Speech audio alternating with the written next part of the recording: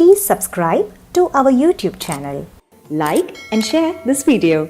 सरस्वत्यै नमः श्री गुरुभ्यो नमः लक्ष्मीं तनोतु नितरां इतरानपेक्षम् अङ्घ्रिद्वयं निगमसाखिशिखा प्रवाणम् हैरम्बमं गुरुहटं वरचौर्यनिघ्नं विघ्नाद्रिभेदशतधार धुरन्धरं नः श्रीमन्तं चिन्मयाकारं विद्या विज्ञानमोक्षदं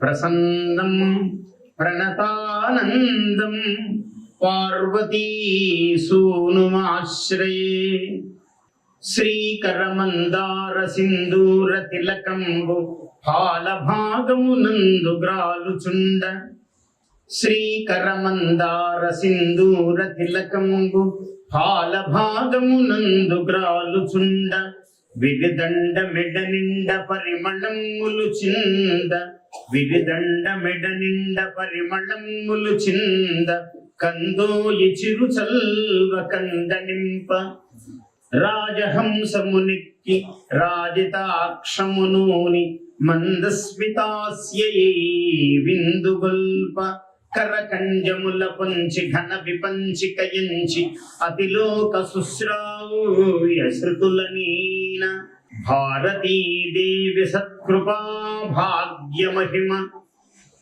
సారసోదీర్ణ సువితీర్ణ జ్ఞానపూర్ణ భారతీదేవి సత్కృపా భాగ్యమహిమ తల్కులయుచునేడు నానాల్కపైన ఇంపు ఘటించి కనటించుగాక. అరుణాచలేశ్వరుడి సన్నిధిలో వల్లీ దేవసేన సమేత సుబ్రహ్మణ్య స్వామి పాదార విందముల ముందు అయ్యప్ప స్వామి యొక్క అనుగ్రహ వీక్ష కటాక్షముల ముందు ఇవాళ ఈ కార్యక్రమం సప్తాహముగా నిర్వహింపబడుతున్నటువంటి ఈ కార్యక్రమంలో ఈ పూట నా ప్రసంగమునకు ఇది మొట్టమొదటి వేదికగా చేసినందుకు ఆ దేవదేవుని యొక్క దివ్య పాదార విందాలకు నమస్కరిస్తూ మా అమ్మ సుశీలమ్మ పాదపద్మములకు నమస్కారం. రామలింగేశ్వర శర్మ పూజ్యులు గురు దంపతులు వారిద్దరికి నమస్కారం. ప్రసాద్ స్వామి దంపతులు, సత్యకృష్ణ దంపతులు, రామకృష్ణ దంపతులు, ఇలా అందరికీ పరమేశ్వరానుగ్రహ ప్రాయముగా ఆశీర్వచనం పలుకుతూ ఆహూతులైన మహనీయులందరికీ భగవత్ స్వరూపులైన మీ అందరికీ కూడా స్వాగతవాదములు తెలుపుతూ యా సృష్టి సృష్టురాద్యా వహతి విధిహుతం యా హవిర్యా చ హోత్రి ఏ ద్వే కాలం విధత్తః శృతి విషయ గుణా స్థితాయా చ వ్యాప్య విశ్వం యా స్థితా వ్యాప్య విశ్వం ఏ ద్వే కాలం విధత్తః శృతి విషయ గుణా యా స్థితా వ్యాప్య విశ్వం యామాహుః సర్వబీజ ప్రకృతిరితి యయా ప్రాణినః ప్రాణవంతః ప్రత్యక్షాభిః ప్రసన్నః ప్రపన్నః తనుభిరవతు వస్తాభిరష్టాభిరీశః. శివ వైభవం ప్రపంచంలో మనం ఎంత చెప్పుకున్నా, ఎంతమంది చెప్పుకున్నా, ఎన్ని నోళ్లతో చెప్పుకున్నా, ఎంత కాలము పాటు చెప్పుకున్నా, యుగాల పాటు తరగని పెన్నిధి శివానుగ్రహము, శివ వైభవము. ఇవాళ అరుణాచలేశ్వరుని సన్నిధిలో, అరుణగిరి సన్నిధిలో మనం కూర్చుని ఈ కార్యక్రమం చేసుకుంటున్నాము అంటేనే ఎన్నో జన్మల పుణ్య విశేషం ఇది. ఒక 8 శరీరాలున్నాయి శివుడికి అన్నాడు. ఇది అభిజ్ఞాన శాకుంతలం అని సుప్రసిద్ధమైన నాటకం వ్రాస్తూ మహాశివభక్తుడైన కాళిదాస మహాకవి మొట్టమొదట ఈ ప్రార్థన చేశాడు. యా సృష్టి స్రష్టు ఆద్యా, ఈ సృష్టికి మొట్టమొదట పుట్టినది అని ఒక మహాభూతాన్ని గురించి చెప్పాడు. ఏమిటి ఈ మహాభూతము? అప ఏవ ససజ్జాదౌ ఆపో వాయుదగం సర్వం భూతాన్యాప ప్రాణావా ఆపహ పశవ ఆపహ అని వేదమంత్రం చెబుతూ ఉన్నది. మొట్టమొదట ఈ ప్రపంచంలో సృష్టింపబడినది ఏమిటి అంటే అపహ, జలం మొట్టమొదట సృష్టింపబడింది ఈ ప్రపంచంలో. యా హవిర్ యాచహోత్రి, రెండవది అగ్ని. యా హవిహి వహతి విధిహృతం యా హవిహి యాచహోత్రి, విధిహృతముగా చెయ్యబడుతున్నటువంటి అగ్ని. విధిహృతం అని ఎందుకన్నాడు? మామూలుగా మనము సంక్రాంతి పండుగ నాడు, భోగి పండుగ నాడు మంట వేస్తాం. అది యజ్ఞేశ్వరుడా? దానికి యజ్ఞత్వము రాదు. అది అగ్ని అయితే కావచ్చు, కానీ యజ్ఞత్వం రాదు. ఎందుకు యజ్ఞత్వం రాదు అంటే షట్పాత్ర ప్రయోగముగా, షట్పాత్రము చతుష్పాత్రము అని అంటారు. ఆ ప్రయోగము మంత్రపూతమైనప్పుడే అది యజ్ఞేశ్వరుడు అవుతాడు. అంతవరకు ఆయన అగ్ని మాత్రమే. భారతదేశమునకే ఉన్న వైభవం ఏమిటి అంటే అగ్ని.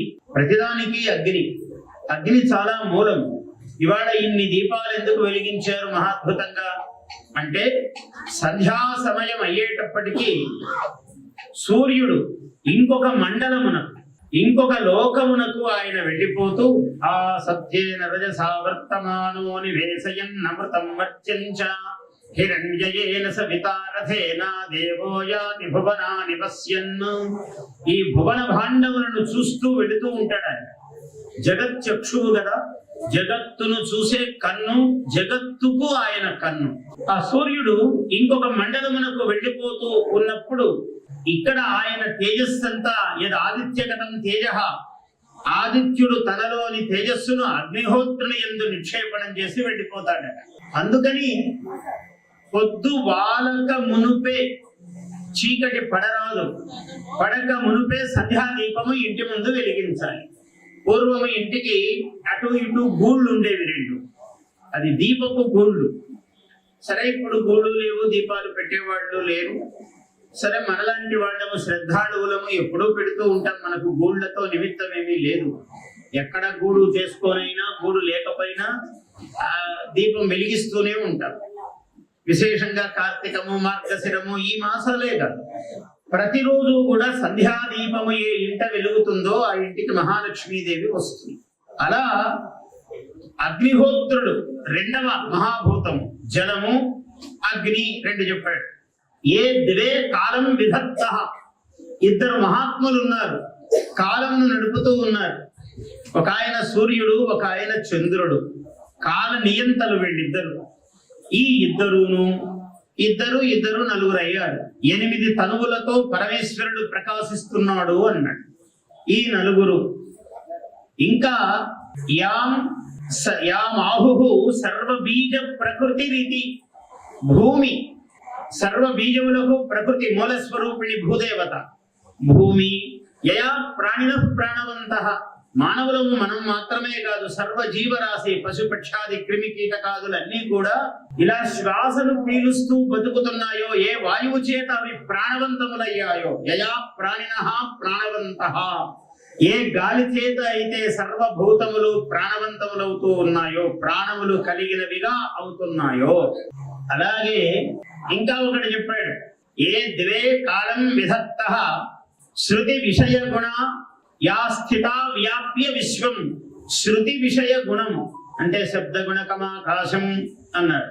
ఆకాశము శబ్ద లక్షణము గలది. ఇక్కడ ఇంత వ్యవధి ఉంది కాబట్టి శబ్దం వస్తుంది, ఇలా మూసిస్తే శబ్దము రాదు. అంటే ఆకాశము అవకాశం ఉన్నదంతా శబ్ద లక్షణం. ఆకాశమే, ఆకాశం అంటే ఎక్కడెక్కడో ఉందని కాదు, ఇదంతా ఆకాశమే. మన చుట్టూ ఆకాశమే, మన లోపల ఆకాశమే, ఈ వాగ్ద్వారమునందు కూడా ఆకాశము. అలా మొత్తము ప్రపంచమంతా వ్యాపించి లోకాలోకములను వ్యాపించి ఉన్నటువంటిది ఆకాశం. ఆకాశము. అలాగే వాయువు, ఇవన్నీ అయిపోయాయి. పంచభూతములు, సూర్య చంద్రులు 7 అయ్యాయి. 8వ ఏమిటయ్యా? యా హవిర్ యాచ హోత్రి అన్నాడు. మానవ శరీరం. మానవ శరీరం అంటే అందరి మానవుల శరీరాల శివుడికి నిలయాలా అంటే మనం అలాగే చెప్పుకోవాలి. కానీ దాంట్లో కొంచెం ఉత్తమత్వం ఏముందయ్యా అంటే, ఎవడైతే హోమము చేస్తాడో, హవనము చేసేటువంటి శరీరము అన్నాడు. హవనం అంటే ఏమిటి? తపోయజ్ఞం, జ్ఞానయజ్ఞం, భక్తి యజ్ఞం, అనేక యజ్ఞములు ఉన్నాయి. ఆఖరుకు అన్నము తినటము కూడా యజ్ఞమే. అహంచ బ్రహ్మ, భోక్తా చ బ్రహ్మ, అన్నం చ బ్రహ్మ. అన్నము బ్రహ్మ, అన్నము తినటము కూడా యజ్ఞమే. కానీ అన్నము తినడము యజ్ఞము అంటే కనీసం అది తెలియాలి వాడికి. నేను యజ్ఞం చూస్తున్నాను, అన్నం తింటున్నాను అనే స్థూలమైన మాటనే నేను యజ్ఞం చేస్తున్నానని తెలియాలి. అప్పుడు అది సఫలం. సర్వ ప్రాణుల యొక్క శరీరములు శివుని శరీరములే. ఇలా ఏకరూపంగా ఒక్కడు ప్రాణి అని చెప్పాడు. భోత్రి శరీరము స్త్రీలింగముగా చెప్పాడు. తనుహు అంటే అలాంటి యజ్ఞము చేసేటువంటి సాధనం. ఇవి మొత్తము 8 ఈ ప్రత్యక్షమైనటువంటి పరమేశ్వరుని యొక్క తనువులు, శరీరాలు ఇవన్నీ కూడా. అందుకని గొప్ప సంస్కృతి ప్రపంచంలో మనది ఏమిటంటే దేహో దేవాలయ ప్రోక్త జీవో దేవ సనాతన అన్నాడు. ఈ శరీరము పాపి, ఇట్లాంటి వాడు అట్లాంటి వాడు అని చెప్పలేదు. ఇది చాలా పుణ్య శరీరం. ఎంతో పుణ్యం చేసుకుని 84 లక్షల జీవరాశులను దాటుకుని ఈ జన్మ ఎత్తాడు మానవుడు. మనం ఈ ఎత్తిన జన్మ సామాన్యమైనది కాదు. అందుకని దీన్ని దేవాలయము అన్నాడు. ఎవరయ్యా దేవుడు? ఎట్లున్నాడు? అంతర్గతముగా ఉన్నాడయ్యా. జ్వాలమాలాకులం భాతి నీవారశోకవత్తన్వీ పీతాభాస్వత్యనూపమా. జ్వాలమాలాకులం భాతి విశ్వస్యాయతనం మహత్ నీవారశోకవత్తన్వీ పీతాభాస్వతి అనూపమా. ఒక గోధుమ గింజ అంత నీవారశూకవత్, నివ్వరి ధాన్యం అన్నాడు. మనకు అడవుల్లో పూర్వము నివ్వరి ధాన్యము దొరికేది. ఇప్పుడు వరి ధాన్యం లాంటిది కావచ్చు, నివ్వరి అంటే గోధుమ గింజ లాంటిది కావచ్చు. అలా పొడవుగా తన్వి సూక్ష్మముగా ఈ హృదయమునందు అది జ్వాల ప్రకాశిస్తూ ఉంది. దాని చుట్టూ జ్వాలమాల ఆకులం భాతి, చుట్టూ అనేక జ్వాలలతో కూడుకొని ఒక ప్రధాన జ్వాల వెలుగుతూ ఉన్నది లోపల. ఇది జీవాత్మ. ఆ పరమాత్మయే జీవాత్మలో ఈ శరీరములో వెలుగుతున్న లక్షణం. అందుకని ఈ శరీరము దేవుడు ఉన్నాడు కాబట్టి దీన్ని దేవాలయం అన్నాడు. దేహో దేవాలయ ప్రోక్త జీవో దేవ సనాతన. నువ్వు తెలుసుకోవాలి గాని ఇందులో ఉన్నవాడే సనాతనుడైన దేవుడు. మనం ఎక్కడో ఉన్న దేవుణ్ణి పూజించడానికి ఎందుకు అలవాటు చేశారయ్యా? మరి ఇక్కడుంటే పువ్వులు ఇట్లేసుకోవాలి కదా రోజు అంటే, అలా వేసుకునేంత ఒక ఆత్మశక్తి, ఆత్మ దృష్టి మానవుడికి రావాలి కాబట్టి ముందు అక్కడ అని చూపించండి. అక్కడ ఇక్కడ భేదం లేదురా అన్నాడు. ఎప్పుడు అవతలదాన్ని మనం భేదంగా చూస్తూ ఉంటాం. చూడకూడదు. ఎందుకు చూడకూడదు అంటే ఈ హృద్దేశములో నీవారశోకవతు తన్వి పీతాభాస్వతి అనూపమ అని ఏది చెప్తున్నాడో అది సకల ప్రాణుల యందు ఉన్నది, కేవలం మానవుల యందు కాదు. అందుకని ఏ ప్రాణిని నీవు విరోధించవు, ఎవరిని ద్వేషంగా చూడవు. శివతత్వం అంటే ఏమిటి? సముద్రం చిలికారు, చిలుకుతున్నారు. అందులో తర్వాత ఘట్టం అనుకోండి, అమృతం వచ్చింది. మోహిని స్వరూపముతో మహావిష్ణువు వచ్చాడు, అందుకున్నాడు. కౌస్తుభమణి పుట్టింది, ఆ మెడలో వేసుకున్నాడు హాయిగా. ఇంకొక కామధేను వచ్చింది, కల్పవృక్షం, ఉచ్చైశ్రవము. అరే ఇవన్నీ అక్కడ మన ఇంట్లో కట్టేరా, తీసుకెళ్ళి అన్నాడు. అన్ని అందరు తీసుకున్నారు. మొట్టమొదట హాలాహలం వచ్చింది, మహావిష్ణు. కాలకూట విషం. ఈ కాలకూట విషం వస్తే ఎవరు వెళ్ళి తీసుకోవాలి? అభయము శంకర, అభయము మహేశ్వర. అందరూ ఇంద్రాది దేవతలు అందరూ వెలిగెత్తిపోయారు. ఆయన కైలాసంలో కూర్చున్నాడు. ఏమీ పట్టని వాడు మహానుభావుడు, విభూతి ధారణ ఏమక్కర్లేదు. ఆయన సర్వలోకమును సమానముగా చూసే ఒక మహానుభావుడు ఉన్నాడు. ఆయన దగ్గరికి పరిగెత్తారు అందరూ. స్వామి నీవే రక్షకుడివి, ఎలాగైనా రక్షించాలి అన్నాడు. అవునా అని కళ్ళు తెరిచాడు. ఏమిటి అంటే ఉపద్రవం వస్తోంది, లోకాలోకములను కాల్చుతున్నది. దాని గాలి సోకితే చాలు మూర్ఛపోతున్నారు, ప్రాణాలు పోగొట్టుకుంటున్నారు.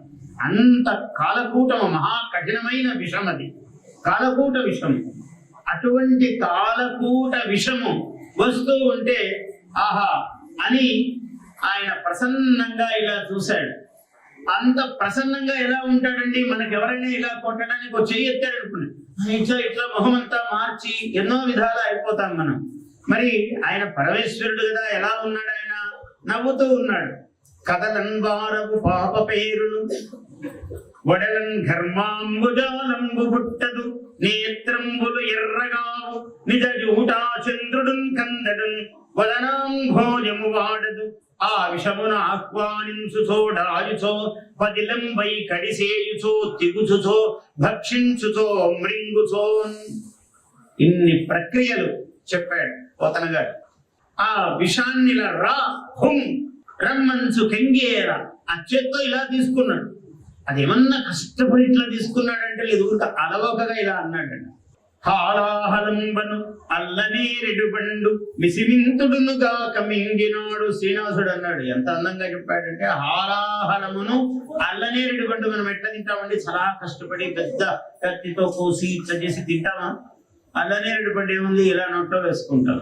హాలాహలంబు అను అల్లనేరెడు పండు మిసిమింతుడునుగా కమింగినాడు. పెనువేలి కొన ఘోర విసరుహాసను మోము కిందమ్మి విరివోలె గిల్లినాడు. బ్రహ్మ ముఖమును ఊరికే ఇలా అన్నాడట. ఒక పువ్వును మనం ఇలా కోస్తే ఎంత అనాయాసంగా కోస్తామో ఆ ముఖ పద్మమును ఇలా తీసేశాడు. నీకు 5 ఎందుకు అని కారణం చెప్తాను తర్వాత. అలా 5 ముఖాలు 4 ముఖాలు చతుర్ముఖ బ్రహ్మ అయిపోయాడు ఆయన. ఇలా ఆ హాలాహలమును అవలీలగా మింగినటువంటి మహానుభావుడు పరమేశ్వరుడు. ఆయన ఎలా ఉన్నాడయ్యా? బ్రహ్మాండ వ్యాప్త దేహా కలిత శశికళా చండ కోదండ హస్తా. ప్రతి ప్రాణి యందు ఒక కోదండమును దాల్చి ఉన్నాడట ఆయన. కోదండం అంటే విల్లు. ఆ విల్లు బాణములు దాల్చి మననే కాదు సర్వ ప్రాణి శరీరములలో, మానవుల శరీరముల యందే కాదు. బ్రహ్మాండ వ్యాప్త దేహా భసిత హిమరుచ భాసమానా భుజంగై. సర్పములతో ప్రకాశిస్తున్నాడట. మరి మనం శివుడు అంటే సర్పాలు ఎక్కడున్నాయండి మనకు? సర్పాలు వేసుకుంటే తట్టుకోగలమా మనం? ఆయన మృత్యుంజయుడు కాబట్టి మృత్యు స్వరూపమైన సర్పమును పుష్పమాలిక వలె అవలీలగా ధరించాడు. మరి మన సంగతి ఏమిటి అంటే మనల్ని కూడా మృత్యుంజయులమే. ఎలా అంటే అనేక విధములైన సర్పతుల్యములైనటువంటి నాడీ మండలములో నరాలు వ్యాపించి ఉన్నాయి మన శరీరంలో. ఆ విధమైనటువంటి సర్పములను ధరించి ఉన్నాం ఆపాద మస్తకము మనం.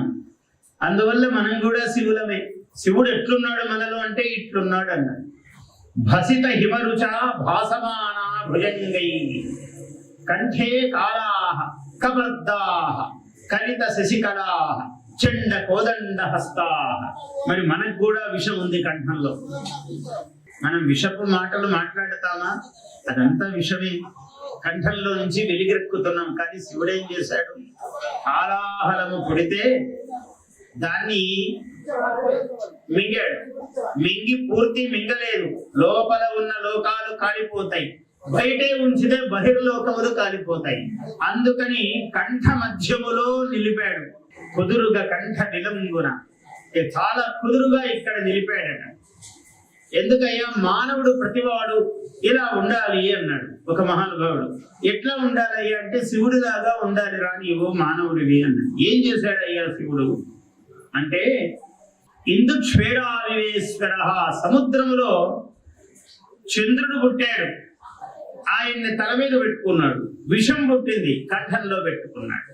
చెడు మాట ఏదైనా ఉంటే విషతుల్యమైనది కంఠంలోనే పెట్టుకోరా. ప్రతివాడిని పిలిచి నువ్వు కూర్చోబెట్టి అన్నా నీకు తెలుసా నిన్న ఏం జరిగిందంటే నువ్వు ఊరికే వాగి చెప్పకు. ఏ పని లేదు నీకు, ఖాళీగా ఉన్నావు, ప్రతివాడిని నీకు తెలుసా అని అడిగేది. ఎలాగా తెలియదు అంటాడు. అనాలనే నీ ఉద్దేశం. కూర్చోబెట్టినప్పటి నుంచి చెప్పటం ఎందుకు ఈ పని? శిరసా శ్లాఘతే పూర్వం, ముందు చంద్రుడు పుడితే తల మీద పెట్టుకున్నాడు. పెట్టుకుని ఎంత చల్లనివాడో ఎంత తెల్లనివాడో చూడండి చంద్రుడు అని లోకానికి చూపిస్తున్నాడు. పరగుణ పరమాణం పర్వతీకృత్య, ఇతరులో ఇంత మంచి ఉంటే దాన్ని పర్వతములాగా చెప్పటం అంటే చాలా ఏదో ఎవరి కోసమో కాదు. నీవు శివుడివి ఎట్లవుతావు? నువ్వు శివుడివి ఎలా కావాలి? నీకు ఆ విధానం ఏముంది? ఏ ప్రక్రియను ఆచరిస్తే నీవు శివుడు అవుతావు అంటే శివుడు మనకేం చూపిస్తున్నాడు? హాలాహలమైతే కంఠబిలంలో దాచుకున్నాడు, ఎవరికీ అపకారం కలగనీయలేదు. అదే చంద్రుడైతే ఎంత చల్లనివాడు తెల్లనివాడు అని తల మీద పెట్టుకుని లోకానికంతా చూపిస్తూ వెన్నెల అందేటట్లు చూస్తున్నాడు. ఇతరుల గుణము ఉంటే మంచిది 10 సార్లు చెప్పు, దోషం ఉంటే ఒక్కటి కూడా చెప్పకు బయటికి, అది గొంతులోనే హరించు. నీవు అప్పుడు సరి అయిన శివుడు అవుతూ వస్తూ ఉంటావు. ఒక రోజుకి అయిపోవు, అవుతూ ఉండాలి. శివతత్వము శివుడుగా మారడం అంటే ఏమిటి? శివుడుగా మారితే ఇంకేం కావాలి? మొత్తం ప్రపంచం అంతా మారిపోయింది. శివుడైతే ఏం కావాలి ఇంకా? శివ అంటే సర్వలోకములను వశములో పెట్టుకున్నవాడు అని అర్థం. ఈశిత్వం వసిత్వంచ అష్టభూతయ అన్నాడు. అణిమా మహిమా చైవ గరిమా లఘిమా తథా ప్రాప్తి ప్రాకామ్యం ఈశిత్వం వసిత్వంచ. 8 అష్ట విభూతులు ఉన్నాయన్నాడు. ఈ అష్ట విభూతులకు మనం అధిపతులము కావాలి. కావచ్చా? తప్పకుండా కావచ్చు. ఆదిశంకరుల వారు ఉన్నారు, సాక్షాత్తు పరమేశ్వరుడు.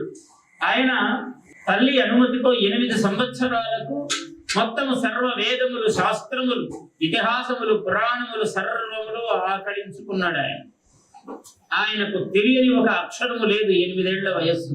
ఆయన ఉత్తర దేశానికి వెళ్ళాడు.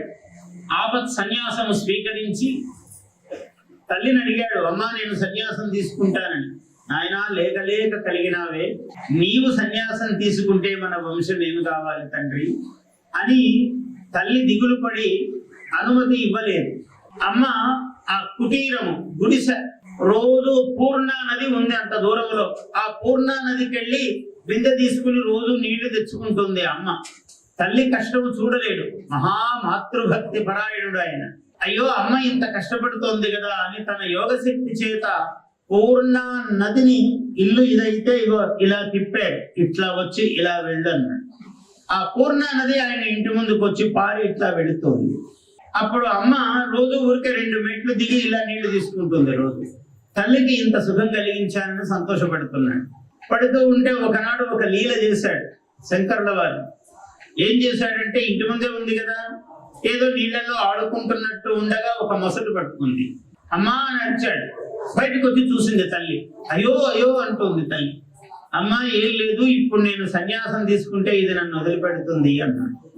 ఏదో ఒకటిరా తీసుకో, ముందు బతకాలి కదా పిల్లవాడు పాపం. తల్లి తొందరలో సరే తీసుకొని ఆయన అన్నది, అనుమతించింది. సన్యాసం ఏం అవసరం ఆయనకు? లోకం కోసం అవసరం కాబట్టి ఈ లీల చేశాడు. మొసలు పట్టుకుంది కాళ్ళకు.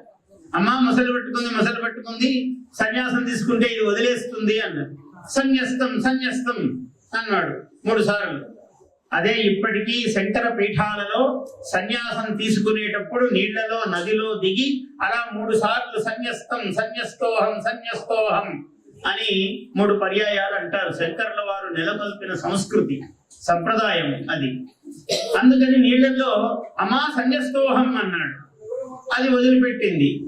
సంసారము అనే మొసలి సన్యాసి అయినటువంటి ఆయన్ని వదిలేసింది. అందువల్ల ఈ మొసలి ఏమిటి? ఆకారమే. అది సంసార రూపమైనటువంటిది మొసలి, అంతే. అందువల్ల వదిలేసింది. అలా శంకరుడు సాక్షాత్తు పరమేశ్వరుడు ఆయన. అలా అందరికీ సాధ్యమా? ఎంతో కొంత సాధ్యము, ఎంతో కొంత ఎప్పటికో ఒకప్పటికి, కొంత కొంత కొంత కావచ్చు. మరీ మనము రాక్షసులలాగా దైత్యులలాగా ఉండకుండా కొంచెము కొంచెము దైవత్వం. ఈ దైవత్వ సాధనమే అయ్యప్ప దీక్ష. దేనికి? 40 రోజుల పాటు దీక్ష ఏమిటి? భూశయనము. అదే సరిగ్గా కార్తీక మాసము మార్గశిర మాస సమయంలో వస్తుంది ఈ దీక్షా కాలం. ఎందుకు? బాగా చలికాలం, హేమంత ఋతువు. హేమంతము శిశిరము దగ్గరకు వచ్చేటువంటి సమయం ఇది. శరద్ ఋతువులో మొదలవుతుంది జ్ఞానమాసం, కార్తీకం, మార్గశిరం. కాబట్టి ఈ హేమంతము శిశిరము హేమంత ఋతువులో ఉన్నాం. హేమంత ఋతువు అంటే, హేమంతం అంటే ఏముంది? అంత బాగా మంచు, విపరీతముగా చలి. అట్లాంటి మంచులో 3 గంటలకు 4కు చల్లనీళ్లతో స్నానం చేయాలి. చాలా కఠినమైనటువంటి నియమం. ఆహారము మితంగా తీసుకోవాలి. ఇదంతా దైవత్వమును ఆపాదించే లక్షణాలే ఇవన్నీ కూడా. ఈ కర్మలు ఇవన్నీ మనము చేస్తున్నాము అంటే ఇవన్నీ దైవమునకు దగ్గర కావటం. దైవం అంటే దేవాలయానికి దగ్గరికి వెళ్ళి కూర్చోవటము కాదు. ఇదే దేవాలయం, నువ్వెక్కడ కూర్చుంటావు పోయి? ఇదే దేవాలయమును చేసుకోవాలి. దేవాలయములో త్యజేత్ అజ్ఞాన నిర్మాల్యం సోహం భావేన పూజయేత్ అన్నాడు. అజ్ఞాన నిర్మాల్యమును తీసేయాలి. ఉత్తరత చండీశ్వరాయ నమః నిర్మాల్యం విసృజ్య అన్నాడు. శివుడికి ఉత్తరము వైపుగా అక్కడ ఉన్నటువంటి నిర్మాల్యం, నిర్ముక్తం మాల్యం, నిన్న పెట్టినటువంటి పువ్వులు ఇవాళ తీసేయాలి, మళ్ళీ కొత్త పువ్వులు పెట్టాలి. కొత్త పువ్వులతో శివుణ్ణి అలంకరించాలి. పాత పువ్వులు ఏమిటి? అజ్ఞానం. నిన్న కొంత తెలియలేదు, ఇవాళ కొంత తెలుసు. ఆ తెలియని తనాన్ని తీసేయాలి, తెలిసిన ధనాన్ని మళ్ళీ కొత్త పుష్పంగా దాల్చాలి. ఇలా రోజు చేయాలి. రోజు ఏమిటి? గంట గంటకు చేయాలి, నిమిషానికి చేయాలి. అందువల్ల అటువంటిది ఆ లక్షణం. మహానుభావుడు కొన్ని వేల మంది ఈ మార్గంలో నడిపించి మహాగురుమూర్తి ఆయన కొన్ని వేల మందిని ఈ మార్గములో, భక్తి మార్గములో నడిపించిన మహానుభావుడు. 83 సంవత్సరాలు. 82 అంటే అశీతి ద్వయం అన్నారు వేదము యొక్క సంఖ్య. 82 ప్రశ్నములు, పన్నములు. 82 పన్నములు 82 దాటారు. వారిని చూస్తేనే పుణ్యం.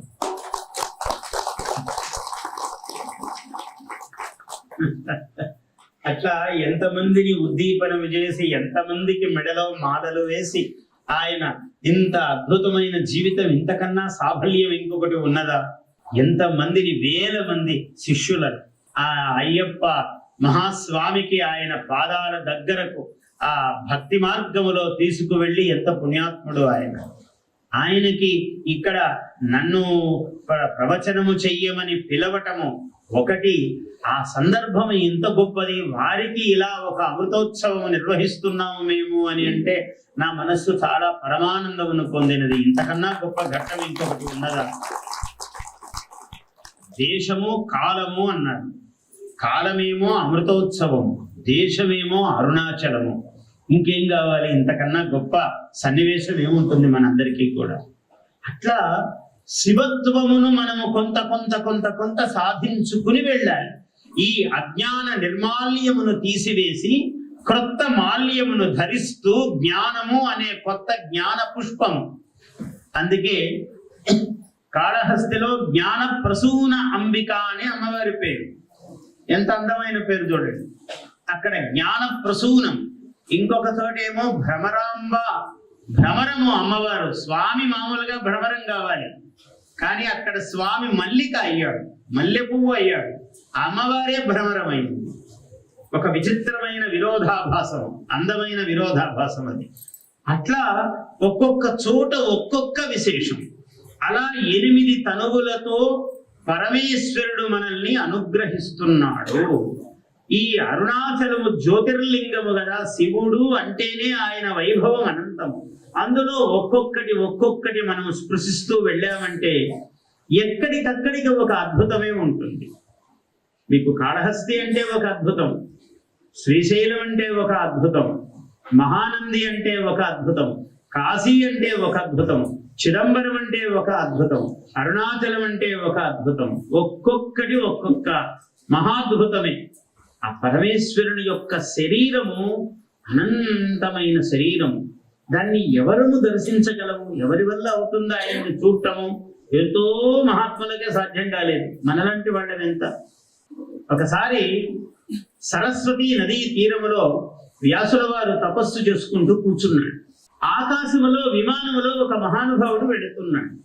ఒక మహానుభావుడు వెళుతూ ఉంటే ఈయన గబగబా లేచి ఆయనకు సాష్టాంగ నమస్కారము చేసి లేచి నిలబడి ఇలా చూస్తున్నాడు. మహాత్మా దయచేయండి, అనుగ్రహం కొద్దీ దర్శనమిచ్చారు. ఎవరాయన? బ్రహ్మ కుమారుడు అయినటువంటి సనత్ కుమారుడు ఆయన. వీళ్ళు 4 ఉన్నారు. సనక, సనందన, సనత్ కుమార, సనత్ సుజాతులు 4 వీళ్ళు మహాత్ములు.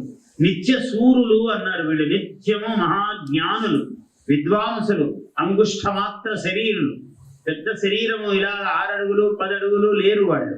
అంగుష్ఠమంత శరీరం ఉన్నదట వాళ్ళు. మహాజ్ఞానులు.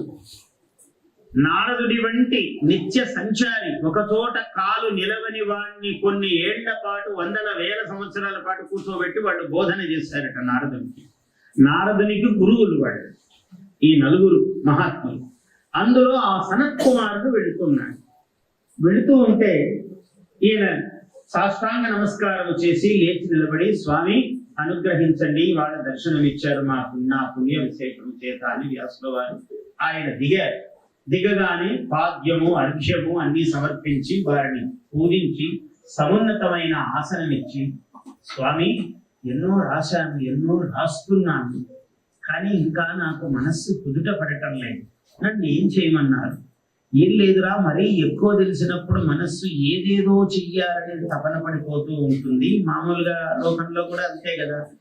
గురువు గారు మేము లలిత చేస్తున్నామండి, కానీ చాలా కాలం నుంచి చేస్తున్నాను గురువు గారు, ఏం కలిసి రాలేదు ఈ మధ్య. లలిత వదిలేసి ఎవరో చెడ్డి చేయమన్నారు గురువు గారు, అందుకని చెడ్డి చేస్తున్నాను. అదే గురువు గారు ఖడ్గమాల చేయొచ్చా అని మధ్యలో సందేహం, ఆడవాళ్ళు ఖడ్గమాల చేయొచ్చా అని. ఇవన్నీ ఇట్లా అడుగడుగు మారిపోతూ ఉంటారు.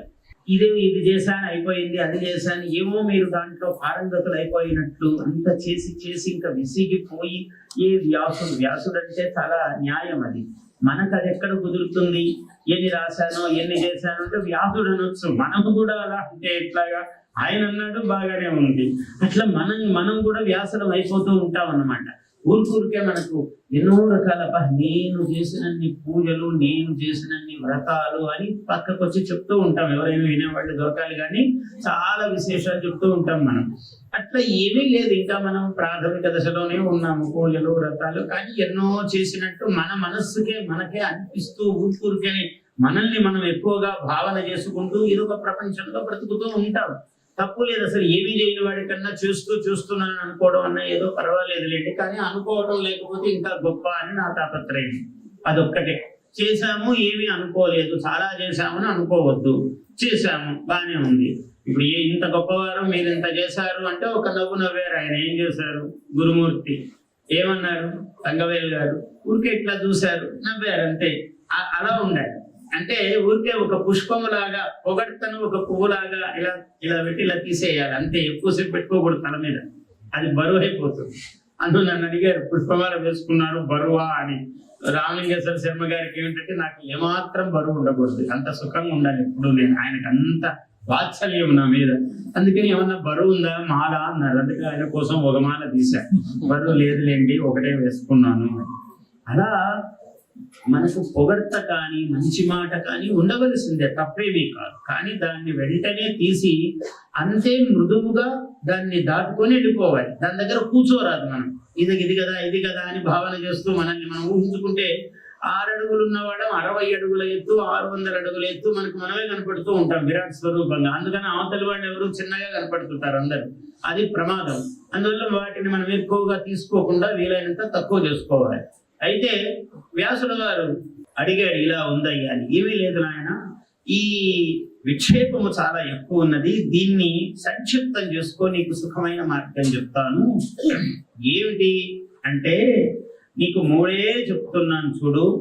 అర్చనం అంటే శ్రవణం, మొదట వినాలి, చెప్పిందంత వినాలి. వినదకు ఎవరు చెప్పినా వినంతనే వేగపడక అని అన్నాడు. సుమతి శతకకారుడు కూడా సూక్ష్మంగా చెప్పాడు, ముందు విను అన్నాడు. ఈ లక్షణం చాలా గొప్ప లక్షణం. మామూలుగా మనము ఇది లక్షణం గొప్పదని తెలుసు కానీ మనం వినం. ఎవడేదన్నా అది కాదండి, నేను ఊరికే అడ్డం వస్తున్నాను అనుకోవద్దండి అని మధ్యలో వీడు మాట్లాడుతుంటాడు. అడ్డం వస్తుంటాడు, ఎందుకు రావాలి? వాడు చెప్పే 2 నిమిషాలు వినవచ్చు కదా, ఏమైంది? వినం. అందుకని వినదగున్, ముందు శ్రవణం అన్నాడు, వినండి. మొట్టమొదట సనత్కుమారుల వారు వ్యాసుడంతటి మహానుభావుడికి, అంటే వ్యాసుడికి చెప్పడం అవసరమా? వ్యాసుడు మనకు చెప్పడం కోసమే రహస్యం. అందువల్ల ముందు శ్రవణం అన్నాడు. కీర్తనం, శ్రవణం అంటే చెవి, ఆకాశ గుణం. రెండవది కీర్తనము, నోరు. ఈ రెండింటితోనే పెద్ద ప్రమాదాలు వచ్చేది మానవుడికి. చెడు వింటుంటాడు, చెడు మాట్లాడతాడు. అందువల్ల కదా ముందు శ్రవణము కీర్తనము 2 పెట్టారు, బంధనం. నువ్వు ఎక్కువ వినురా, ఏదన్నా మాట్లాడవలసి వస్తే అది స్తోత్రము. ఎవడు మానవులను స్తోత్రం చేయొద్దు, పరమేశ్వరుని చేయ. అయ్యప్ప గురించి పాటలు పాడు, అయ్యప్ప స్తోత్రాలు చేయి. శ్రవణం కీర్తనం, ఈ 2 ప్రధానంగా చెప్పి, 3వది మననం, ఎప్పుడు మనస్సులో తలుచుతూ ఉండడం. ఈ 3 శివుని యొక్క త్రిశూల స్వరూపం రా నాయన. ఇది పెట్టుకో ప్రధానముగా అన్నాడు సనత్ కుమారుడు. ఇది నాకెవరు చెప్పారంటావా? నేను ఒకసారి కైలాసానికి వెళ్ళాను. ఏవో కొన్ని లోకంలో ఉన్న సమస్యల గురించి నేను నందీశ్వరుణ్ణి అడిగాను. నందీశ్వరుడు నాకు కూర్చోబెట్టి చెప్పాడు కొన్ని విశేషాలు. అదిగో ఆనాడు నందీశ్వరుడు నాకు చెప్పిన విశేషాలు నీకు కూడా కొన్ని చెప్పవలసి ఉన్నది. ఈ సందర్భంగా చెప్తానయ్యా, కూర్చో అని అప్పుడు ఆయన మొదలు పెట్టాడు. ఏం జరిగింది? మనకు అరుణాచల అష్టకం ఉన్నది. లోకంలో తరించడానికి ఎన్నో మార్గాలు ఉన్నాయి. ఏమన్నాడు? దర్శనాత్ అభ్రసదసి. అభ్రసదస్సు అంటే చిదాకాశము, చిత్ అంబరం, చిత్ లింగం. చిత్ అంటే జ్ఞానం. కాబట్టి దర్శనాత్ అభ్రసదసి. మానవుడు తరించాలంటే ఏమిటయ్యా అంటే నువ్వు చిదంబర మహాలింగమును దర్శనం చేయను. ఆయన జ్యోతిర్లింగము నువ్వు దర్శనం చేయన్నాడు. చాలా పెద్ద కష్టమైన పని ఇది. కనపడని దాన్ని దర్శనం చేయి అంటున్నాడు. అక్కడ లింగము లేనే లేదు, కానీ నువ్వు దర్శించాలి. మొదటిది నీకు ముక్తి హేతు ఏమిటంటే చిదంబర మహాలింగమును దర్శనము చెయ్యి అన్నాడు. ఎట్లా చేయటం అండి? వెళితే ఏమీ కనపడదు. అయిపోయింది అంటాడు, తెరేసేస్తాడు. ఒకడొకడు చమత్కారం, ఏంటి నాకు కనపడలేదు, నేను చూశాను కదా నీకు కనపడలేదా అంటాడు. వీడు పరమ పుణ్యాత్ముడైనట్టు, వాడేమో పాపాత్ముడైనట్టు వెంటనే నిర్ణయాలు చేసేస్తుంటారు అనమాట. నాకు కనపడింది, నీకు కనపడలేదా? అయ్యో నాకు కనిపించింది అంటాడు. అంత ప్రగల్భ వాక్కు.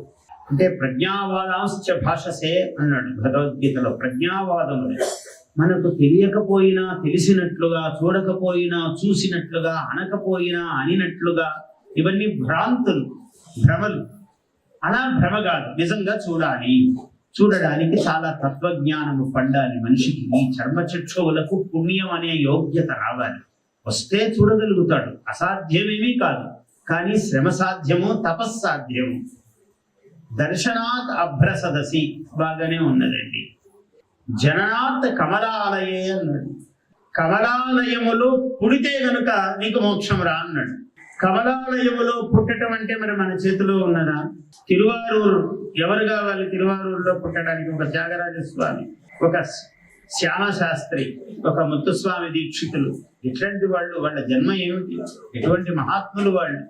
వాళ్లకు సాధ్యము, పుట్టారు అక్కడ. మరి మనం ఎట్లా పుడతాం? మన చేతిలో ఉందా అసలు పుట్టుక?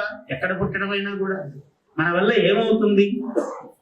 కాబట్టి జననాత్ కమలాలయే. కమలాలయ అమ్మవారు, ఆమె పరమేశ్వరుని కోసము తపస్సు చేసి ఇలా ఒంటి కాలి మీద తపస్సు చేసిందట. ఇలా నిలబడి.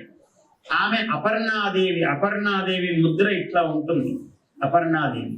ఆ అపర్ణ అనే పేరు ఎందుకు వచ్చింది? పర్ణములు కూడా తినకుండా శివుడి కోసం తపస్సు చేసిందట.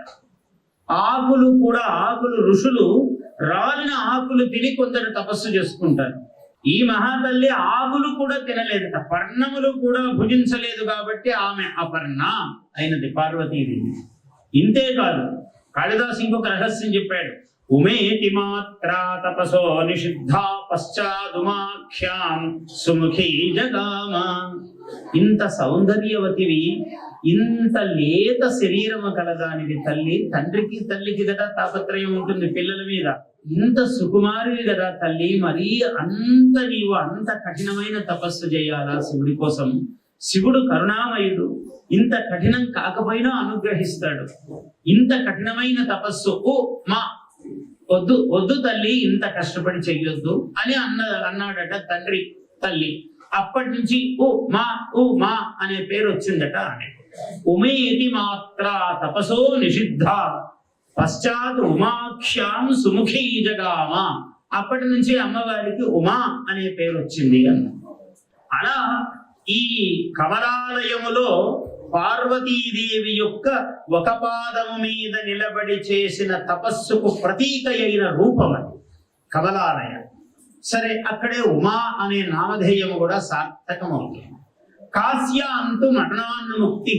కమలాలయంలో పుట్టాలి, తిరువానూరులో పుట్టాలి, లేదు ఆకాశలింగమును దర్శించాలి, అది కాకపోతే కాశీలో మరణించాలి ముక్తి, కాశ్యాంతు మరణాన్ముక్తి. ఈ మూడు కాదయ్యా, ఇంకేమైనా మార్గం ఉందా?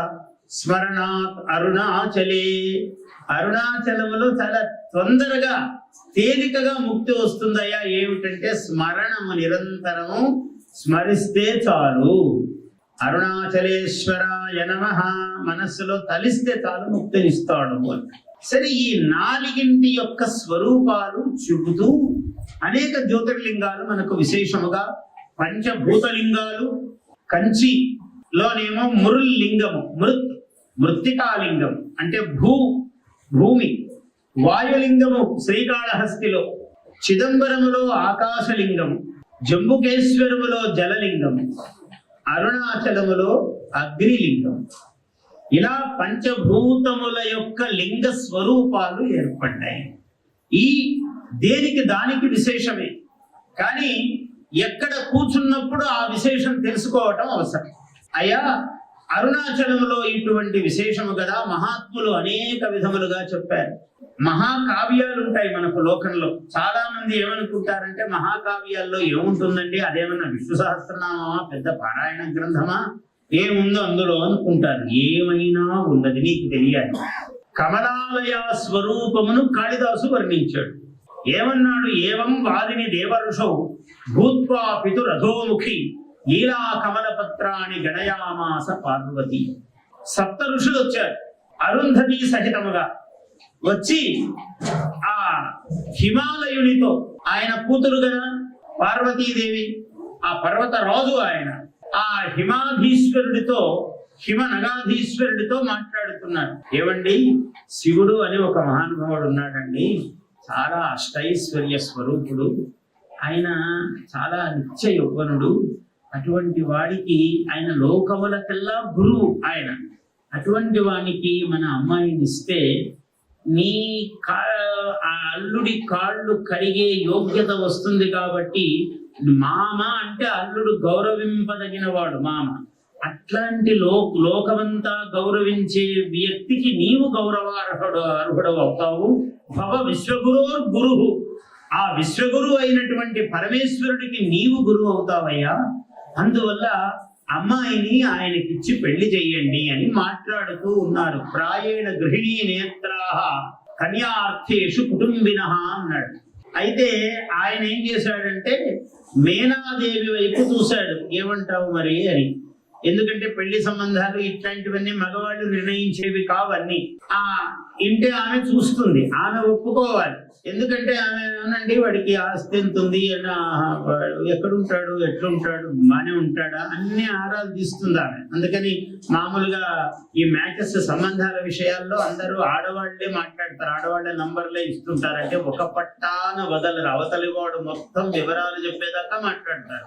యువతలు ఈమె మాత్రం వివరాలు ఏం చెప్పదు, అవతల ఆమె వివరాలు మొత్తం కనుక్కుంటుంది. ఇది మగవాడికి అప్పచెబితే ఆ పనులు చేయరు. మగవాడు ఏంటంటే ఏదో ఒకటి అడిగారు చెప్పేసాను.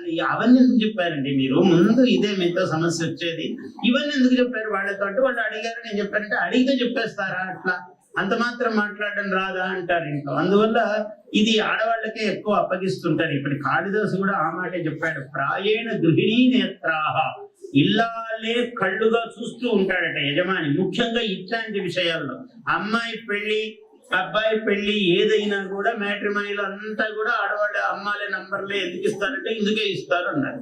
అమ్మలు అయితేనే కరెక్ట్ గా విషయాన్ని వ్యవహారం నడిపిస్తారు. లేక ఇక్కడ అమ్మ, అక్కడ కూడా అమ్మే ఉంది. అందువల్ల అమ్మలు కాబట్టి వాళ్ళు సరిగ్గా చూసుకుంటారు. సమబలము, తుల్యమైన బల విశేషములతో చూసుకుంటారు. లేకుంటే మగవాడి చేతికిస్తే ఇట్లా వ్యవహారాలు అంత సరిగ్గా ఉండవు. ఏదో ఒకటి ఆయన పనులు పెట్టుకొని అడవిడిగా ఏదో ఒకటి మాట్లాడతాడు. పని సానుకూలం కావాలి కదా, అందుకని అలా అన్నాడు. గృహిణీ నేత్రాహ కన్యార్థేషు కుటుంబినః. ఇలా చూశాడు ఆయన ఆమె వైపు. అప్పుడు ఆమె ఈ సమయంలో ఏమైంది, ఆడుకుంటూ 8 ఏళ్ల బాలిక పార్వతీదేవి ఈ పువ్వులు, కాయలు, ఆకులు అన్ని పెట్టుకుని ఏదో ఆడుకుంటూ ఉంది. ఒక పద్మము, సుందరమైన పద్మం ఉంది ఆమె చేతిలో. ఆ పద్మం పట్టుకుని ఇలా వెళుతూ ఉంది. వీళ్ళిద్దరు, ఈ ఋషులు, అక్కడ మేనాదేవి, హిమవంతుడు, ఇద్దరు దంపతులు, ఋషులు అందరూ మాట్లాడుకుంటూ పెళ్లి గురించి ప్రస్తావన వస్తూ ఉన్న సమయంలో ఈమె అలా వెళుతోంది. దాంట్లో వెళుతూ ఇట్లా పార్వతీదేవికి పెళ్లి, అమ్మాయిని ఇలా ఇద్దాము, ఇలా ఇవ్వండి అని ఈ పెళ్లి గురించి ప్రస్తావన వచ్చేటప్పటికి వెంటనే తల ఉంచుకుంది అమ్మాయి సిగ్గుతో. ఈ రోజుల్లో అందరు సిగ్గుతో తలలు ఉంచుకోవటం మర్చిపోయారు. అలాంటి సన్నివేశాలు వస్తున్నాయి మనకు క్రమంగా. ఇంకా కొన్ని కుటుంబాల్లో మనలాంటి చోట్ల రాలేదనుకోండి, దానికి ఎప్పుడు మనం అయ్యప్ప స్వామికి కృతజ్ఞతలు చెప్పుకోవాలి, అరుణాచలేశ్వరుడికి కొండంత కృతజ్ఞతలు చెప్పుకోవాలి. అటువంటి స్థితులు ఇవ్వనందుకు తండ్రి నీవు మమ్మల్ని ఇంకా ఇలాగే కటాక్షిస్తున్నావు, ఇలాగే కటాక్షించు అని. ఎందుకంటే హ్రీహి అనేది ఒక అమ్మవారి రూపం, అంటే సిగ్గుపడటం అనేది కూడా ఒక అమ్మవారి కళ. వాడిని ఏమన్నా అనండి, వాడికి సిగ్గే లేదండి అంటుంటారు, అంటే చాలా తిట్టు, నింద అన్నమాట. వాడికి సిగ్గు లేదండి అని అంటే పెద్ద నింద. అందువల్ల హ్రీ హ్రీం శ్రీం క్లీం అమ్మవారి యొక్క స్వరూపాలు. హ్రీ అంటే సిగ్గు, ఆ సిగ్గు ఉండాలి. కాబట్టి అలా వెంటనే తల వంచుకుందట, సిగ్గుపడిపోయింది అమ్మాయి. సిగ్గుపడిపోయి లీలా కమల పత్రాన్ని గణయామాస పార్వతి, తన చేతిలో ఉన్న పద్మాన్ని ఇలా లెక్క పెడుతోందట. పద్మము రేకులు. నిజంగా లెక్క పెట్టడం ఏమన్నా పన, కానీ సిగ్గు కలిగినప్పుడు చేసే పనులు అవి పెద్ద అర్థవంతములు కాదు. చీర కొంగును తీసుకుని అట్లా ముళ్ళేస్తూ ఉండటము, గాజులు ఊరికే ఇలా ఇలా తిప్పుతూ ఉండడం, ఇవన్నీ కాళిదాసు చెప్పాడు. పార్వతీదేవి ఎలా ఉన్నదంటే వివర్తయంతి వలయం విలోలం ఆమంద్రమా సింగితను పురేణ పాదేన మందం భువమాలిఖంతి. అలా గోటితో నేల మీద ఇలా రాస్తూ, ఇలా గాజులు తిప్పుతూ, ఇవన్నీ చూస్తూ అలా సిగ్గుపడిందట. ఆ సమయంలో చెప్పింది మాత్రము లీలా కమల పత్రాణి. ఆ కమలము యొక్క పత్రములు రేకులు లెక్క పెడుతూ ఉన్నది. ఆమెయే కమలాలయ. కమలాలయ ఎవరంటే అదిగో ఆనాటి అటువంటి స్థితి కలిగినటువంటి పార్వతీదేవి కమలాలయ. ఎంత బాగా చెప్పాడు కాళిదాస్. అంటే వాళ్ళు ఇది చెప్తున్నాము అని ఏమీ లేదు, గుర్రం బొమ్మ వేస్తే గుర్రం అని తెలుసుకోవాలి. వెంటనే ఒకడు గుర్రము అని రాశాడు అనుకోండి కింద, అది ఎందుకు అంటే వాడికి నమ్మకం లేదనమాట, గుర్రం అని చెప్తే గానీ తెలియదు. అందుకని నేను దీన్ని గురించి కవిత్వం రాస్తున్నాను అని వాడు పెద్ద ఒక శీర్షిక పెడతాడు. నేను దీని గురించి కవిత్వం రాస్తున్నాను అని అంటే గానీ వాడికి తెలియదు. వాడు రాయడం వల్ల తెలుసుకునే స్థితి వస్తే రాయకుండా అది గొప్పది. గుర్రమని రాయకుండా బొమ్మని చూసి గుర్రమని గ్రహిస్తే అది గొప్ప చిత్రం. కవిత్వం అయినా కూడా అంతే. సరే, అలా కాళిదాసు కమలాలయ గురించి చెప్పాడు. మనకి ఇక్కడే అరుణాచలము పెద్ద దూరము కాదు, తెలుగు నాటికి చాలా దగ్గరే అరుణాచలం. కోకటం అని కడప జిల్లాలో కోకట గ్రామాది అనేక అగ్రహారంబులను అడిగిన సీమలయందునిచ్చే ఆంధ్ర కవితా పితామహ అల్లసాని పెద్దనార్య అనుసునట్లు పిలుచునట్టి కృష్ణరాయలతో దివి కేగలేక అన్నాడు. అల్లసాని పెద్దన అష్టదిగ్గజ కవులలో మూర్ధన్యుడు. ఆయన అందరికన్నా పెద్దవాడు. అందుకని ఆయన ఏమన్నారంటే పెద్దనవలే కృతి చెప్పిన పెద్ద అనవలే, ఇతర కవుల పెద్దనవలెనా, పెద్దనలాగా కవిత్వ చెప్తే ఈయన పెద్దనా అనాలి అన్నాడు. ఇతరులను ఏమన్నారండి మరి అని అంటే ఎద్దనవలే మొద్దనవలే గ్రద్దనవలే కుందవరపు కవి చౌడప్ప అన్నాడు. ఎద్దు అను మొద్దు అను గద్ద అను నాకేం ఇబ్బంది లేదండి, పెద్ద అని మాత్రం అనొద్దు, ఆయనలాగా చెప్తే అనాలి అని. అంటే అంత గొప్ప కవిత్వము రాసిన మహానుభావుడు ఆయన. ఆయన కవిత్వమును అంత గొప్పగా రాశాడు. ఒక చిన్న పద్యం చెబితే కూడా అద్భుతమైన దృశ్యం ఇస్తాడన్నమాట. ప్రవరాక్షుడు అనే ఒక మహానుభావుడు ఉన్నాడు. ఆయన ఏమిటి ఒక కథను వర్ణించాడు. ఆ రోజులలో ఇతర దేశముల నుంచి వచ్చి దాడి చేస్తున్న కొన్ని మూకలు ఉన్నాయి మనకు, మన ధర్మం మీద సంస్కృతి మీద. వచ్చినప్పుడు వాళ్ళల్లో ఉన్న ఒక లక్షణం ఏమిటంటే బహుభార్యాత్వం. దీనికి అందరూ ఆకర్షింపబడి అందులోకి మారిపోతూ ఉన్నారు. ఆగండర్రా అన్నాడు. బహుభార్యాత్వం అదొక జీవితమారా, వ్యర్థమైన జీవితం అది. ఒక ధర్మాత్ముడయి ఏకపత్ని వ్రతులైతే ఎంత గొప్ప అనుకున్నావు, చూడు ఆగు అని ఒక కథ రాశాడు ఆయన. ఏమిటి? అరుణాస్పదపురము అనే చోట వర్ణాద్వీపవతీ తటాంచలుమన్ వప్రస్థలీ చుంబితాంబరవై సౌధ సుధా ప్రభాధవడిత ప్రావేయ రుంమండలీ హరిణం వై అరుణాస్పదం వనగా ఆర్యావర్త దేశంబునన్ పురముప్పున్ మహి కంఠహార తరళ స్ఫూర్తిని విడంబించుచున్నన్నాడు. ఆ అరుణాస్పదపురము అనే దాన్ని అద్భుతంగా వర్ణించాడు. ఆ ఊళ్ళో ఒక మహానుభావుడు ఉన్నాడండి. ఆ పురి బాలకుండు మకరాంక శశాంక మనోజ్ఞమూర్తి భాషాపర శేషభోగి వివిధాధ్వర నిర్మల ధర్మ కర్మ దీక్షా పరతంత్రుడు అంబురహ గర్భ కులాభరణంబు అనారత అధ్యాపన తత్పరుండు ప్రవరాక్షుడు అరేక్ష తనూ విలాసుడై. అద్భుతంగా వర్ణించాడు. అంటే ప్రవరాక్షుడు ప్రవరుడు అనే ఆయన ఒక ఆయన ఉన్నాడండి, బ్రాహ్మణోత్తముడు. ఎంత అందంగా ఉన్నాడంటే ఏ చిత్రకారుడు కూడా గీయలేడు ఆయన బొమ్మను. ఎక్కడో అంత అందములో ఇంకేదో పూర్ణత రావాల్సే ఉంటుంది, ఎంత గొప్పవాడు గీసిన. అంత అందగాడండి ఆయన అన్నాడు. ఆయన భాషా అపర శేషభోగి, ఆయన భాష ఇంతింతని చెప్పడానికి లేదు, మహావిద్వాంసుడు, మహాధర్మపరాయణుడు. ఇటువంటి వాడు ప్రవరుడు అని ఉన్నారు అని ఆ వరూధిని ప్రవరాక్ష్యము అంటారు. వరూధిని అని ఒక దేవవేశ్య, ఆయన హిమాలయాలకు వెళతాడు ఒకసారి. ఇదంతా చాలా అద్భుతమైన ఘట్టం. ఈ ఘట్టమును ఆయన కోకటం అనే గ్రామము అగ్రహారంలో ఉండి రాశాడు. ఇప్పుడు ఎందుకు చెప్తున్నాను ఇది? అరుణాస్పదపురం అని వర్ణించాడు. ఈ కావ్యానికి మొట్టమొదటి ఒక పద్యం రాశాడు ఆయన. ఏం రాశాడు? చాలా అందమైన పద్యం.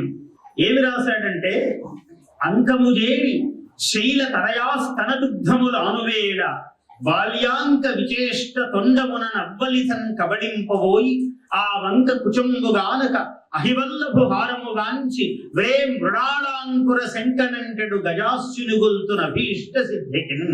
మొట్టమొదటి ప్రార్థన చేశాడు. ఎవరైనా గణపతినే కదా చెయ్యాలి. ఆ గణపతి ఏదో ఇలా కూర్చున్నాడు, లడ్డు పట్టుకున్నాడు, ఆయన ఎలుక మీద, ఇలాంటి వర్ణన కాకుండా ఒక చిత్రమైన వర్ణన చేశాడు ఆయన. ఎంత అందంగా ఉందో చూడండి. అర్ధనారీశ్వర స్వరూపం, పార్వతీ పరమేశ్వరులు ఏక శరీరులై ఉన్నారు. కూర్చున్నప్పుడు తల్లి కదా సహజంగా ఒకవైపు పిల్లవాడిని ఎత్తుకున్నది. ఆ బాల గణపతి, శిశు గణపతిని ఎత్తుకున్నది. ఎత్తుకుంటే ఆయన పిల్లలు ఏమిటి, పాలు తాగే పిల్లలు ఒకవైపు పాలు తాగాక రెండో వైపు తిరిగి మళ్ళీ పాలు తాగుతారు తల్లి దగ్గర. అంకము చేరి, ఎంత మధురమైన రూపం ఇస్తున్నాడు చూడండి. అంకము చేరి అంటే ఒళ్ళో పడుకొని, శైల తనయాస్తన దుగ్ధములు ఆనువేళ, ఉమాదేవి పార్వతీదేవి ఉంది కదా ఒకవైపు, ఆమెకు పాలు తాగాడు ఆమె దగ్గర. బాల్యాంక విచేష్ట, పిల్లలకు సహజమైన గుణం. తొండమునన్ అవ్వలిసన్ కబళింపబోయి, ఎడమవైపు తాగగానే ఇటు తిరిగి మళ్ళీ తొండముతో ఈ వైపు పాలు తాగాలని ప్రయత్నం చేస్తున్నాడు, తడుముతున్నాడు తొండముతో. అవ్వలిసన్ కబళింపబోయి ఆ వంక కుచంబు కానక అహివల్లభుహారముగాంచి. ఇక్కడేమో స్వామి పాములున్నాయి అన్ని. ఈ పాము ఇంతదాకా హాయిగా తాగాడు, మళ్ళీ తాగుదామని చూస్తే పాము తగులుతుంది. ఏనుగుకు పాము అంటే ఎలా ఉంటుందంటే, ఏనుగుకు అలవాటు ఏమిటంటే నదిలో ఈ సరస్సుల్లో దిగి తామర తూళ్లను తీసుకుని, పొడవుగా ఉంటాయి తామర తూళ్లు, ఆ తామర తూడును తీసుకుని తింటూ ఉంటుంది దాని అలవాటు. అలాగే ఇక్కడ ఓహో సరేలే పాలు లేకపోతే ఏమైంది, తామర తూళ్లు దొరుకుతున్నాయి కదా అని పాములను లాగుతూ ఉన్నది తొండముతో. లాగుతూ ఉంటే పాము తప్పించుకుంటూ మళ్ళీ మెడ మీదకి వెళ్ళిపోతుంది స్వామికి. ఇలా ఒక అందమైన ఘట్టం ఉన్నది చూసారా. అటువంటి గజాస్యుని కొల్తున అభీష్ట సిద్ధికిన్, లోకానికి భ్రమగా కనిపిస్తూ తాను భ్రమలో లేకుండా సత్య జ్ఞానము ప్రసాదిస్తున్నటువంటి ఈ బాలగణపతి మాకు అభీష్టములు ప్రసాదించుగాక అని అందమైన శ్లోకం పద్యం చెప్పాడు. ఏమిటి ఈ పద్యములో రహస్యము? నాకు అనిపించింది, అరుణాచలం వచ్చాక నాకు ఈ పద్యం గుర్తొచ్చింది. ఎందుకంటే అపీత కుచాంబ, ఇక్కడ అమ్మవారు తాగబడినటువంటి కుచము గల తల్లి. ఆమె అందరికీ స్తన్యం ఇస్తుంది, లోకానికంతా ఆమె జ్ఞానము అన్నము ప్రసాదించవలసిన తల్లి, సంగీత సారస్వతములు ఇవ్వవలసిన తల్లి.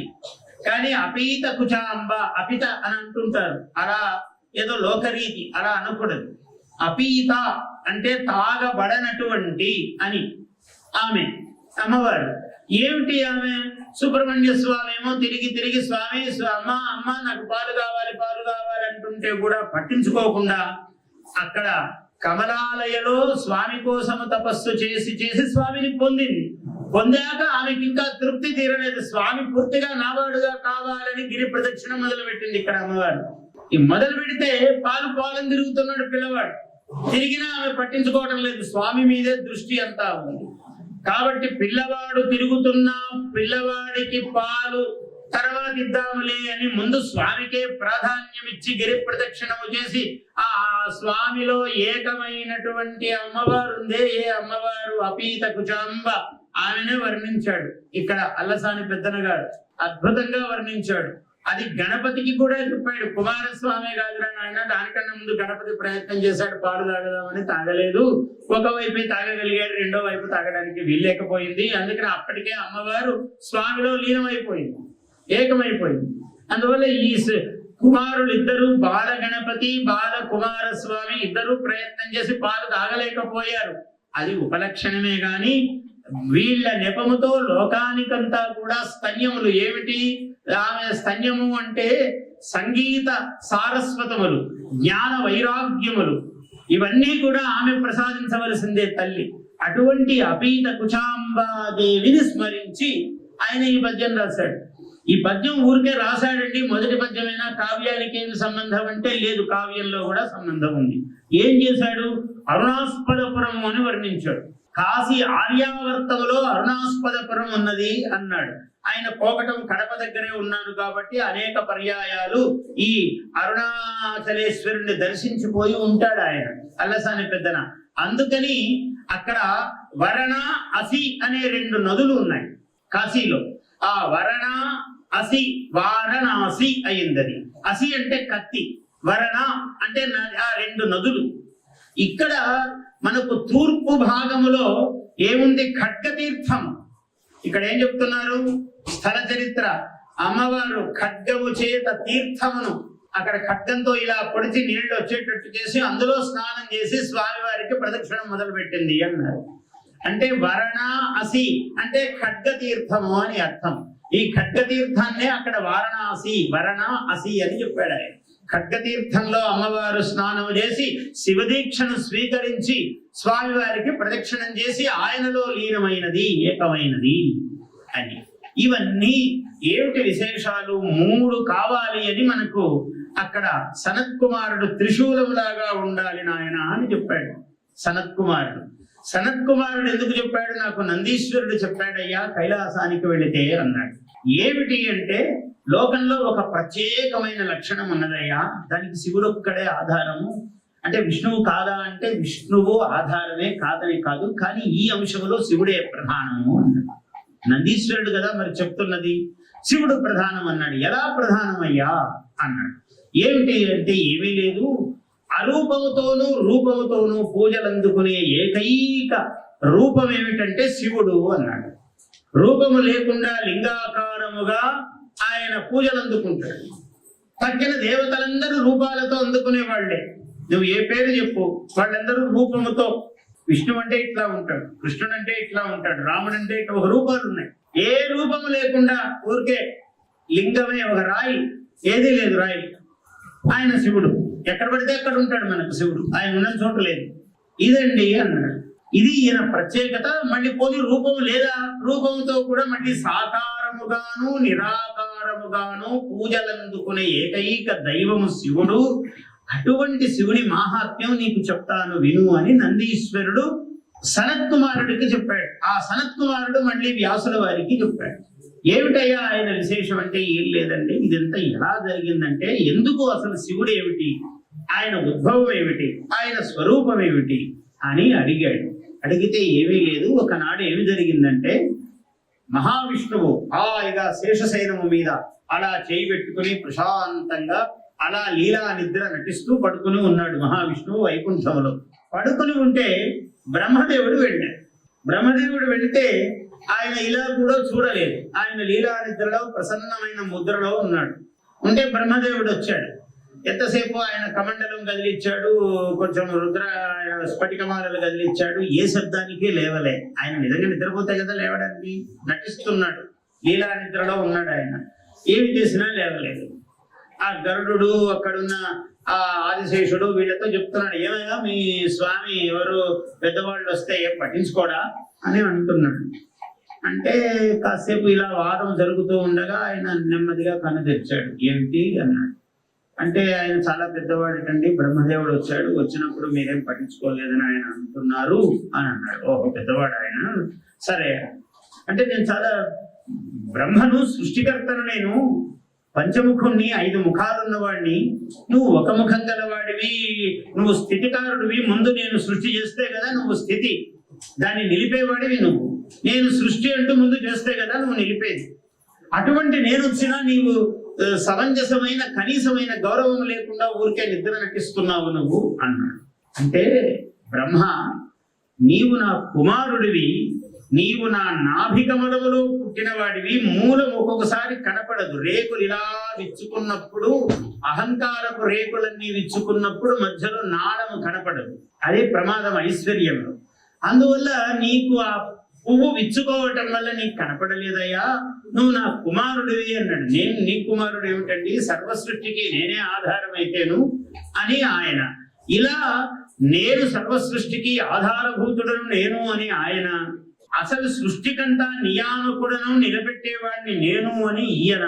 ఇద్దరు పెద్ద వివాదం చెలరేగింది ఇద్దరి మధ్య. ఇద్దరు అది ఎంత దాకా వచ్చారంటే ఒకరి మీద ఒకరు అస్త్ర ప్రయోగం చేసుకునేదాకా, ఈయన బ్రహ్మాస్త్రము ఆయన నారాయణాస్త్రము వేసే స్థాయికి యుద్ధం పెరిగిపోయింది. దేవతలందరూ పరిగెత్తుకుంటూ, కొందరు దేవతలు మామూలుగా పోట్లాడుతుంటే నిలబడి చూస్తూ ఉంటారు ఎవరు గెలుస్తారో అని. ఇటు కొంతమంది చేరి అక్కడ కొంతమంది చేరి చప్పట్లు కొడుతూ ఉంటారు. ఇంకా వీలైతే ఈలలు వేయటము గోలంతా చేస్తూ ఇక్కడ కొంతమంది చేస్తూ ఉండగా ఈ ప్రమాదం చూస్తూ ఉండడం కాదు, మనం ముందు శివుడి దగ్గరికి పోయి విషయం చెప్పాలి, ఇది ఎక్కడికి దారి తీస్తుందో ఏమో అని కొంతమంది పరిగెత్తి శివుడి దగ్గరికి వెళ్ళిపోయారు. వెళ్ళి ప్రభు అన్నారు. చాలా ముఖం ప్రసన్నం, ఎలా ఉన్నాడు, శాంతం పద్మాసనస్థం శశిధర మకుటం పంచవక్త్రం త్రినేత్రం. ప్రశాంతంగా కూర్చున్నాడు ఆయన కైలాసంలో.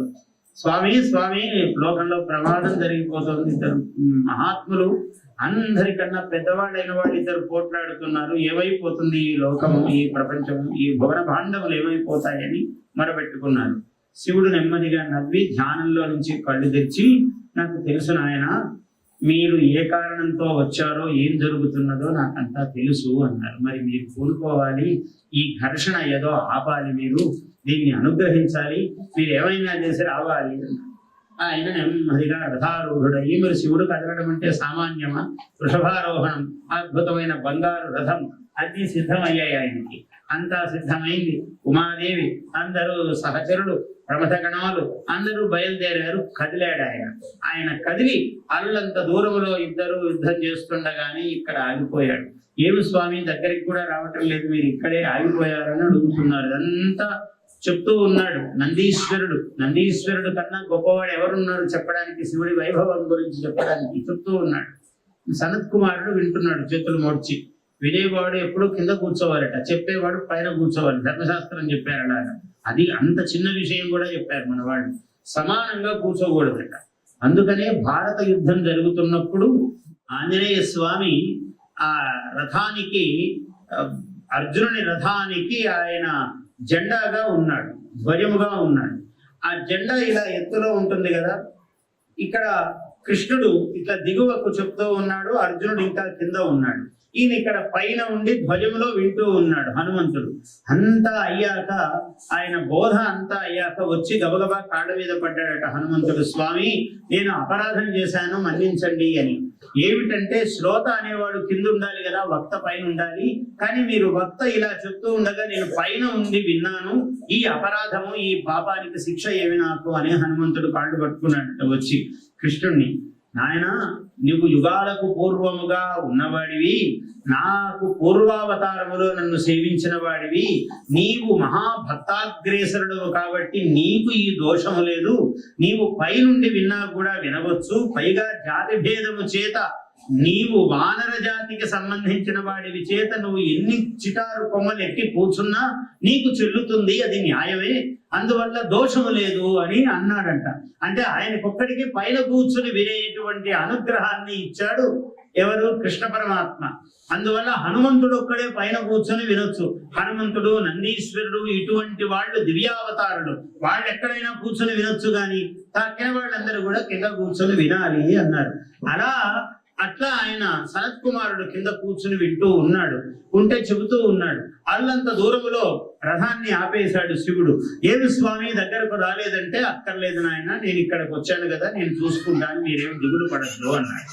ఇంతలో చూస్తూ చూస్తూ ఉండగానే ఒక మహాద్భుతము జరిగినది.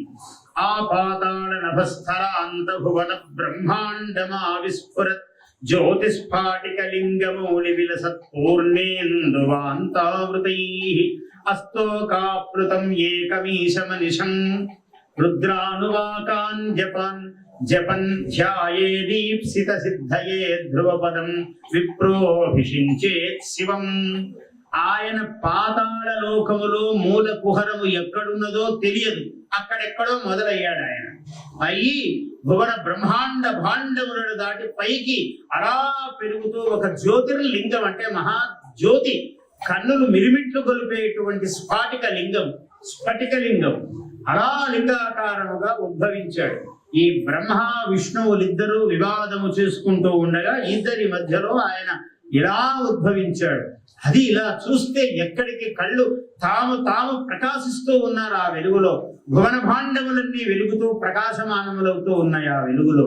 అటువంటి ఒక లింగము పాతాళము నుంచి ఎక్కడికో పెరిగిపోతే ఇద్దరికి ఆకాంక్ష మొదలైంది. ఇద్దరి కలహము వాదము మరచిపోయారు.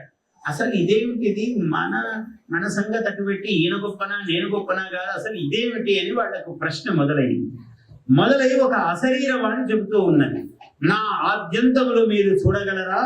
ఎవరైతే ఆద్యంతములు చూడగలరో వాళ్లే మీరో అధికులు అని ఆ స్ఫటికలింగము మాట్లాడుతూ ఉన్నది. ఓహో, నిన్ను చూడటం అదొక పెద్ద పనా మాకు అని హంసవాహనం ఎక్కి బ్రహ్మదేవుడు ఊర్ధ్వలోకాలకు వరాహ రూపమై తవ్వుకుంటూ పాతాళానికి మహావిష్ణువు చెరొక వైపు ప్రయాణం సాగించారు. వెళ్ళారు. ఎక్కడ రసాసల తలాతల మహాతల ఇలా వెళ్తూనే ఉన్నాడు ఆయన లోపలికి. ఏంటి ఆఖరికి పాతాళం వచ్చింది. పాతాళము కూడా తవ్వుతున్నాడు. ఇంకా పాతాళ మూల కుహరానికి వెళ్ళిన విష్ణువంతటి వాడికి వరాహ రూపంలో ఆయాసం వస్తున్నది, కానీ భూమండలాన్ని ఊరికే ఒక పెట్టున ఇట్లా ఎత్తి ఒక బంతిలాగా తన ఒంటి కోరతో ఎత్తి పెట్టిన మహానుభావుడు ఆయన. అలాంటి వాడు పాతాళానికి వెళ్లే కొద్దీ ఆయనకి ఎక్కడ ఆధారం దొరకలేదు. ఈయన పైకి వెళుతున్నాడు. ఎక్కడికి వెళ్ళినా ఇంకా ఈ కళ్ళకు అన్నంత పైకి కనపడుతూ ఉన్నది లింగం. ఆయన వెళ్ళి ఇంకా ఎన్నాళ్ళని వేల యుగాల సంవత్సరాలు గడిచిపోయింది. బ్రహ్మకాలం ఇదే మామూలు మన రోజులు కావు, వాళ్ళ కాలమానం ప్రకారం అలా వేల సంవత్సరాలు గడిస్తే ఎక్కడ ఆధారం దొరకలేదు. ఒక్క కేతకి పుష్పము ఆయన పై నుంచి జారి పడుతూ నెమ్మదిగా వస్తోంది. ఎవరయ్యా నువ్వు అని అడిగాడు బ్రహ్మ. నేను కేతకి పుష్పాన్నండి, శివునికి అలంకారముగా ఉన్నవాడిని. ఓ బాగుంది, మరి ఏం లేదు, ఇంకా అలసిపోయాను, ఎక్కడికని నేను పైకి వెళ్తాను. ఇంకా ఎంత ఎత్తుంది పైకి అంటే, ఓ చాలా ఉందండి, నేను కొన్ని కోట్ల యుగాలైంది నేను బయలుదేరి ఆయన తల దగ్గర నుంచి ఇప్పటికి ఇంకా నేను ఎక్కడికి చేరాలో చేరలేదు. ఇక్కడ పడుతూ ఉన్నాను పరిస్థితి. ఇంకా కోట్ల యుగాల నుంచి నేను మధ్యలో ఆకాశంలో ఉన్నా, ఎక్కడికి పోవాలో తెలియక వస్తున్నాను కిందికి అన్నాడు. సరే, నీ ఇద్దరము సమానమైన లక్షణం గలవాళ్ళమే, నువ్వు నా కోసం ఒక చిన్న సహాయం చెయ్యి. నేను ఆ శివుని యొక్క శిరస్సును కొసను చూశాను అనే మాట నువ్వు కూట సాక్ష్యము చెప్పు అని అన్నాడు. చాలా మన పురాణ గ్రంథాల్లో వర్ణిస్తాడు. కూట సాక్ష్యము చెబితే అర్జునుడు చాలా తేజోహీనంగా వస్తుంటే ధర్మరాజు ప్రశ్నిస్తాడు, ఏమి నాయన, ఏమైనా బ్రాహ్మణులకు ఇస్తానని వాగ్దానం చేసి మాట తప్పావా? లేదా ఎవరికైనా సాధారణ ప్రజలకు భోజనం పెడతానని, ఏదో నేను 1,00,000 మందికి పెడతానని ఈ 1000 మందికే పెట్టి నేను 1,00,000 అని ప్రచారం చేసుకున్నావా? ఏమైనా అట్లాంటి దానివల్ల తేజస్సు తగ్గుతుంది అని ఈ కారణాలన్నీ చెప్పాడు. అలాంటి వాటిల్లో కూట సాక్ష్యం ఏమైనా చెప్పావా అని అడుగుతాడు. అంటే అబద్ధపు సాక్ష్యం, కూట సాక్ష్యం అంటే అదేముందండి, ఊరికే వాడు అంటే అట్లా మాట చెప్పాను కానీ కూట సాక్ష్యం నేనేం పెద్ద తప్పు చేయలేదండి అంటే, తప్పు చేసిన వాడికన్నా వీడి తప్పు ఎక్కువ అన్నమాట కూట సాక్ష్యం చెబితే. అలా కూట సాక్ష్యం చెప్పమని అడిగారు. ఏదో బ్రహ్మంతటి వాడు కదా అడుగుతున్నాడు, కాదంటే ఏం బాగుంటుందని పాపం మొహమాటానికి సరే అన్నది ఆ పుష్పం. ఈయన ఇంతలోనే కామధేనువు కనపడ్డది. ఏమి కామధేనువా అంటే, నేను కూడా ఇలా ఎలాగో ఊర్ధ్వలోకాల నుంచి వస్తున్నానండి అన్నది కామధేనువు. ఏమీ లేదు, నేను పరమేశ్వరుడిగా ఆయన లింగము ఇలా అనంతముగా పెరిగింది, నేనేమో శిరస్సు చూస్తానని వచ్చాను, ఎంత పోయినా ఇంకా తెమరటం లేదు నాకు, ఇంకా ఎన్ని యుగాలని నేను ఊర్ధ్వలోకాలకు వెళ్ళను, అందువల్ల నేను చూశాను అంటే ఇప్పుడే ఆ కేతకి పుష్పము మొదలి పువ్వు సాక్ష్యం చెబుతానన్నది, నీవు కూడా చెప్పు తల్లి, ఏదో సరే అంటే నువ్వు ఏదైనా ఆడవాళ్ల సాక్ష్యం అంటే ఇంకా కొంచెం నమ్మకం ఎక్కువ కదా లోకంలో, అందువల్ల నువ్వు పరమ స్త్రీమూర్తివి అమ్మ కొంచెం తల ఊపు అంటే తల ఊపింది, కానీ తోక ఇట్లా ఇట్లా తిప్పింది, అంటే తల అవునన్నా తోక కాదని అంటుంది, పాపం అబద్ధం చెప్పలేని స్థితియే అని, అయినా కూడా చెప్పడం అంటూ జరిగింది కదా, నేరుగా వచ్చారు కొంతకాలానికి. కిందికి వచ్చాక ఏమిటి పరమేశ్వరుడు మళ్ళీ లింగము ప్రశ్నించింది, ఏమి చూసారా అని. మహావిష్ణువు వచ్చాడు, స్వామి అనంత మండలాకార పరమేశ్వర, నీ ఆద్యంతములు చూడటము నా వశము కాదు అని అన్నాడు. మహావిష్ణువు నమస్కారం చేశాడు. బ్రహ్మ వచ్చాడు, ఏమిటి అన్నాడు. నేను చూశాను స్వామి, మీ శిరస్సును చూశాను అంటే, మరి మీకు ఎవరో చూశానన్న దానికి కూడా సాక్ష్యం ఉండాలి కదా, ఇదిగో ఈ కేతకీ పుష్పము అంటే కేతకీ పుష్పం ఇలా అన్నది. ఓహో చూశాను, నేనున్నాను సాక్ష్యం అన్నది. అలాగే మరి కామధేనువు కూడా తల ఇట్లా ఇట్లా తిప్పింది, తోకతో కాదంటున్నా తల అయితే తిప్పింది, అంటే సగం ఒప్పుకొని సగం కాదన్నట్టుగా ఉంది, కానీ ముందు ముఖంతో అయితే అవుననే చెప్తూ ఉన్నది. సరే ఈ రెండు చూశాడు శివుడు. చూసి నీకు 5 శిరస్సులున్నాయి, ఏ శిరస్సుతో నీవు అబద్ధం చెప్పావో ఆ శిరస్సులు నీకు తీసేస్తున్నాను, ఖండిస్తున్నాను అన్నాడు పరమేశ్వరుడు. 5 తలలలో పెను బ్రేలి పొనగోర బిసరుహాసను మోము కిందమ్మి విరివోలె గిల్లినాడు. శ్రీనాథుడు అంత అందంగా చెప్పాడు. ఈ కొనవ్రేలి పెనువ్రేలి కొనగోర బిసరుహాసను మోము, ఇలా పూను ఇలా అన్నట్టు అలా అన్నాడట శిరస్సు. ఇది అబద్ధం చెప్పిన శిరస్సు ఉండవద్దు నీకు. ఈ అబద్ధము చెప్పిన శిరస్సులతో సహపంక్తి పాటించాయి కదా 4 ముఖాలు, వీటికి పూజా అర్హత లేదు, ఎక్కడా నీకు ఆలయము కాని అర్చన కాని లేదు అని ఆయనని శపించాడు. ఆయనని శపించడమే కాకుండా కూట సాక్ష్యములో పాల్గొన్నటువంటి కేతకీ పుష్పము ఎప్పుడు శివ పూజలో అసలు ఏ పూజలోనూ పనికిరాదు. ఆడవాళ్ల తల మీద ఎక్కడానికి తప్ప మొగలి పువ్వు ఎక్కడా ఆభరణముగా పనికిరాదు, దానికి శాపం ఇచ్చాడు శివుడు. అలాగే గోదేవత సర్వదేవతా నిలయము గోమాత, కానీ దాని ముఖములో జ్యేష్ఠ లక్ష్మీదేవి అంటే పెద్దమ్మ దరిద్ర దేవత ముఖములో ఉండేటట్లు అనుగ్రహించాడు శివుడు. తోక ఉన్నంతలో నిజం చెప్పింది కదా, అందుకని మహాలక్ష్మీదేవి ఆమె పుక్షమునందు ఉండేటట్లు శివుడు అనుగ్రహించాడు. ఆ శివానుగ్రహము చేత అందుకనే లేవగానే మొదట గోవుకు పుచ్చమే చూడాలి, తర్వాత ముఖం చూడొచ్చు పర్వాలేదు, ముందు ఆమెను చూశాక దోషం లేదు, ఎప్పుడూ ముఖం చూడకుండా కుదరదు, అందువల్ల తర్వాత ముఖం చూడవచ్చు. కానీ లేవగానే ప్రప్రథమ దృష్టి మాత్రము పుచ్చమునకే, మహాలక్ష్మి నిలయము కాబట్టి తల మాత్రము వెంటనే చూడ్డానికి వీల్లేదు. ఇలా శపించి ఆ విధమైనటువంటి అనుగ్రహము ఎక్కడో ఒక దేవాలయం ఉన్నది, కేతకీ లింగేశ్వర స్వామి ఒక దేవాలయం ఉన్నది. అక్కడ మాత్రం మొగలి పూలతో ఏదో ప్రత్యేకమైన అనుగ్రహము స్వామి ఇచ్చాడు.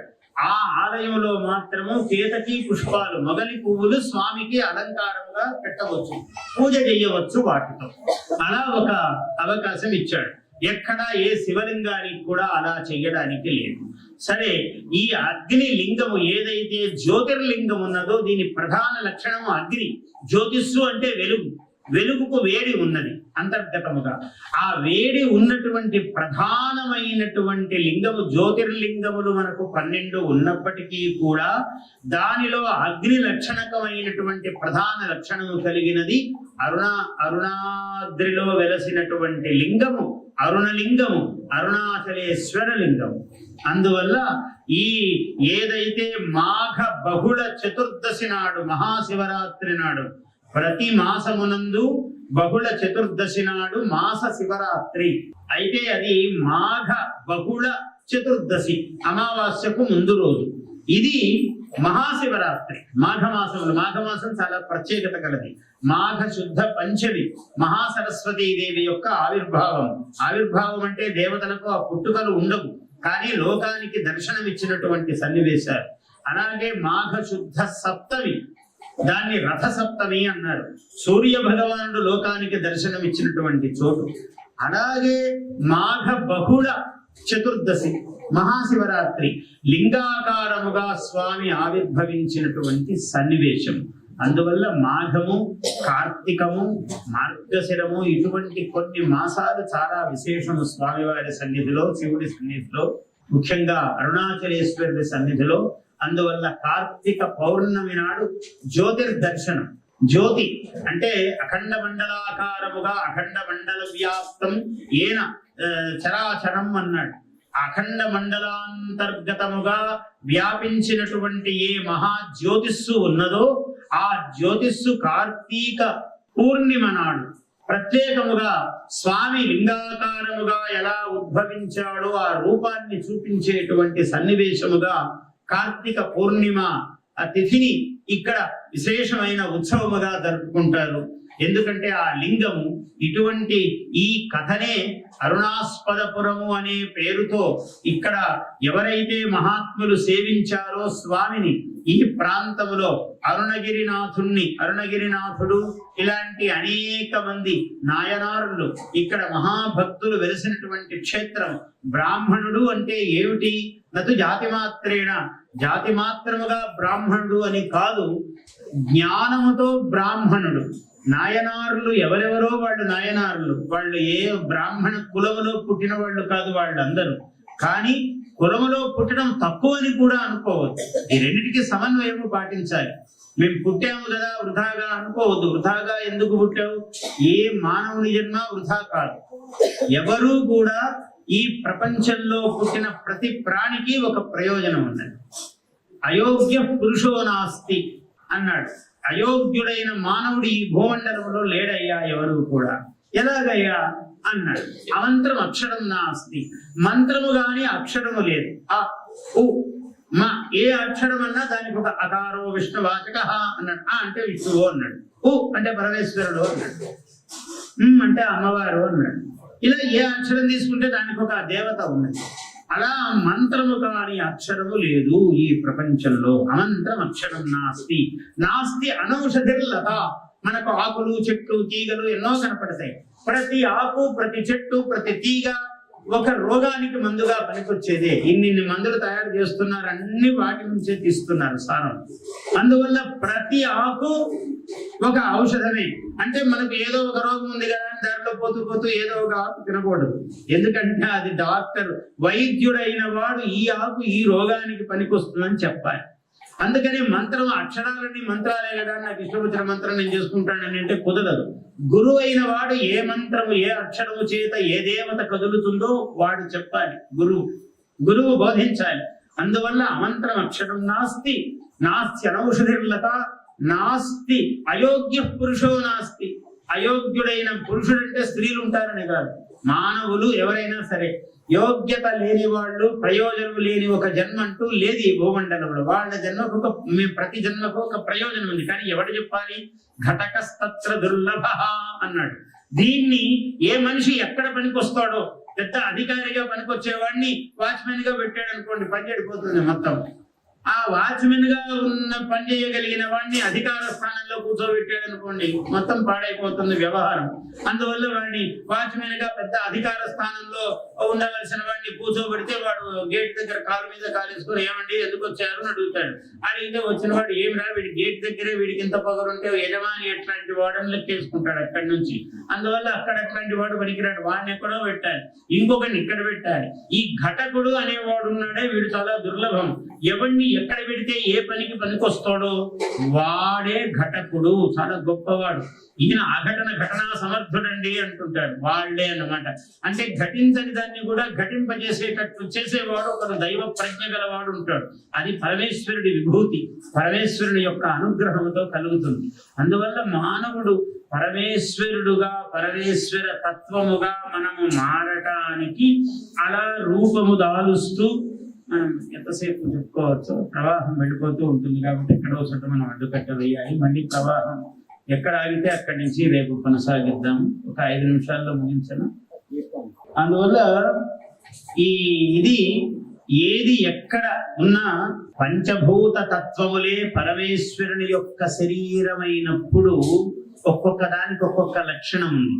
శబ్దానికి ఆధారమేది, నిశ్శబ్దానికి ద్వారమేది, బ్రహ్మాండ భాండాల గోళాలు గుళికలై తిరుగుటకు అవకాశమేది. ఎప్పుడో 3 పుష్కరాల క్రితం, అంటే దాదాపు 40 ఏళ్ల క్రితం, 43-44 ఏళ్ళు అయి ఉంటుంది ఇది రాసి. నేను ఒక పుష్కరాల కోసం గోదావరి పుష్కరములు వస్తే అప్పుడు ఇది రాశా, పుష్కర గోదావరి అని. అందులో ఈ పంచభూతములను వర్ణించారు. ఎందుకో ఇవాళ గుర్తొచ్చింది, అంటే పంచభూతములు శివుడి యొక్క శరీరములు అని చెప్తున్నాం కదా, అందువల్ల గుర్తొచ్చింది. శబ్దానికి ఆధారమేది, శబ్దం ఎందుకు వస్తుంది? ఈ ఆకాశం ఉంటేనే వస్తుంది. శబ్దానికి ఆధారమేది, నిశ్శబ్దానికి ద్వారమేది, బ్రహ్మాండ భాండాల గోళాలు గుళికలై తిరుగుటకు అవకాశమేది, ఆనంద రసరత్నవేది, ఆకాశమే సృష్టి కాది, ఆకాశం ఆకాశం ఆకాశం. దీన్ని ఆకాశ అన్నారు. ఆకాశ ప్రథమ సృష్టి. కొన్ని చోట్ల జలం అని చెప్పబడింది, అంటే కనబడే పదార్థం అని. ఆకాశం కనబడింది కదా, దృగ్గోచరము కానిది ఆకాశం, అది మొదటి సృష్టి. తర్వాత జలము అని చెప్పాడు. కనపడే వాటిల్లో జలం మొదటిది. ఇలా అందుకే ఆకాశ అన్నాడు. ఎంతో చక్కని పేరు పెట్టారు మన వాళ్ళు, చూడండి. శూన్యం ఆకాశం గగనం శూన్యం అన్నాడు అమరములో. శూన్యం అనేది బౌద్ధుల వాదము, శూన్యవాదము అన్నారు. కానీ మన వాళ్ళు ఎంత గొప్ప పేరు పెట్టాడు, ఆకాశ అన్నారు. ఆకాశ అంటే ఆసమంతాత్ కాశతే ప్రకాశతే ఇత్యాకాశ. ఆసమంతాత్ అన్ని వైపులా ప్రకాశిస్తుంది ఏదో, అది ఆకాశము అన్నారు. అందువల్ల శబ్దం ఎట్లా పుడుతుంది లోకంలో అంటే ఆకాశం నుంచి.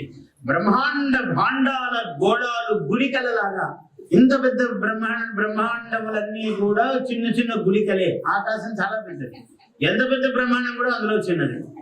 బ్రహ్మాండ భాండాల గోళాలు గుళికలై తిరుగుటకు అవకాశమేది, ఆనంద రసరత్నవేది, ఆకాశమే సృష్టి కాది. ఆకాశమునకునికి ఏది, వాయుచాలన వేది ఏది, అగ్గి మంటకు పీట ఏది, నీరు పారుటకు ఆధారమేది. భూమి గంధ సంబంధం భూమి, జీవకోటికి మనికి భూమి, భూమి భూమి భూమి. ఆకాశమునకునికి ఏది, ఆకాశం ఎక్కడుందని ఎట్లా చెప్తాం? ఇది భూమి అంటూ ఉంటే దీనిపైనంతా ఆకాశమే. దాని ఉనికిని తెలిపేది ఇది. ఆకాశమునకునికి ఏది, వాయుచాలన వేది ఏది, అగ్గి మంటకు పీట ఏది, నీరు పారుటకు ఆకాశమేది. గంధ సంబంధం భూమి, గంధ సంబంధం భూమి, జీవకోటికి మనికి భూమి,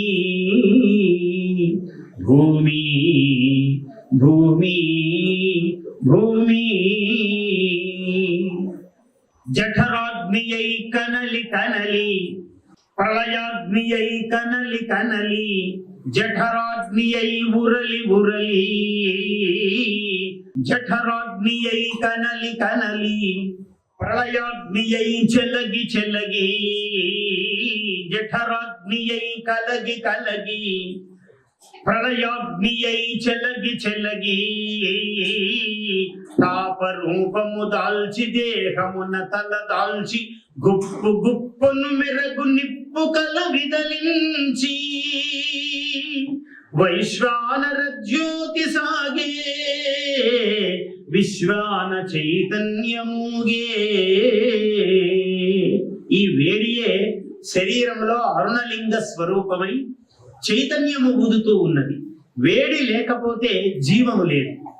అందువల్ల ఆ తాప రూపము దాల్చి దేహమున తలదాల్చి గుప్పు గుప్పును మెరుగు నిప్పుకలు తలదాల్చి వైశ్వానర జ్యోతి సాగే విశ్వాన చైతన్యముగే. వైశ్వానరం అగ్నికి పేరు వైశ్వానర అగ్ని అని. ఆ వైశ్వానరం అన్నలోనే అనడంలోనే ఒక అర్థం ఉంది. విశ్వనరుడు వైశ్వానరుడు అంటే ఎక్కడ మనిషి ఉన్నా, ఎక్కడ జీవి ప్రాణి ఉన్నా అక్కడ అగ్ని ఉంటుంది లోపల. తాప రూపము వేడిమి అనే రూపమును దాల్చి, తాప రూపము దాల్చి దేహమున తల దాల్చి గుప్పు గుప్పను మెరగు నిప్పుకలు విదలించి వైశ్వానర జ్యోతి సాగే విశ్వాన చైతన్యముగే. అగ్ని అగ్ని అగ్ని నని నని నని నని నని ఎగ ఉబికి ఉబికి ఉబికి ఉబికి ఉబికి దుమికి దుమికి దుమికి దుమికి దుమికి అలలై కలలై దుమికి దుమికి దుమికి దుమికి. జలమునకు 3 లక్షణాలు ఉన్నాయి. గంగా అంటే మామూలుగా జలమునకు ఇట్లా పైనుంచి కిందికి రావటము, లేదు పక్కకు పోవటము, కానీ కింది నుంచి పైకి రావడము కూడా గంగకు లక్షణం. త్రిపథగా అన్నారు, అందుకనే గంగాదేవి. అలా దుమికి దుమికి దుమికి ఒకటి, ఎగసి ఎగసి ఎగసి ఒకటి, ప్రాకి ప్రాకి ప్రాకి, ఇలా 3 విధములుగా గంగా గంగా గంగా జలము జలము జలము తోకిడికి తెలిసేది ఎలికిడికి ఎలిసేది ప్రణవనాదములోన ప్రాణమై నిలిచేది వాయువు వాయువు జీవుడా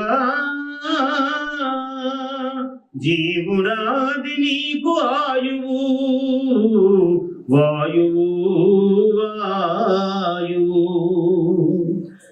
తాకిడికి తెలిసేది అలికిడికి అలిసేది ప్రణవనాదములోన ప్రాణమై నిలిచేది జీవుడా ప్రాణులకు ప్రాణముకు వాయువు జీవుడా అది నీకు ఆయువు. అటువంటి ప్రాణవాయువు ఇలా ఈ 5 రూపాలుగా పంచభూత స్వరూపము ప్రపంచంలో మొట్టమొదటిగా ఆవిష్కరింపబడి, ఆ ఆవిష్కరింపబడటమంతా పరమేశ్వరుని యొక్క తనుస్వరూపం.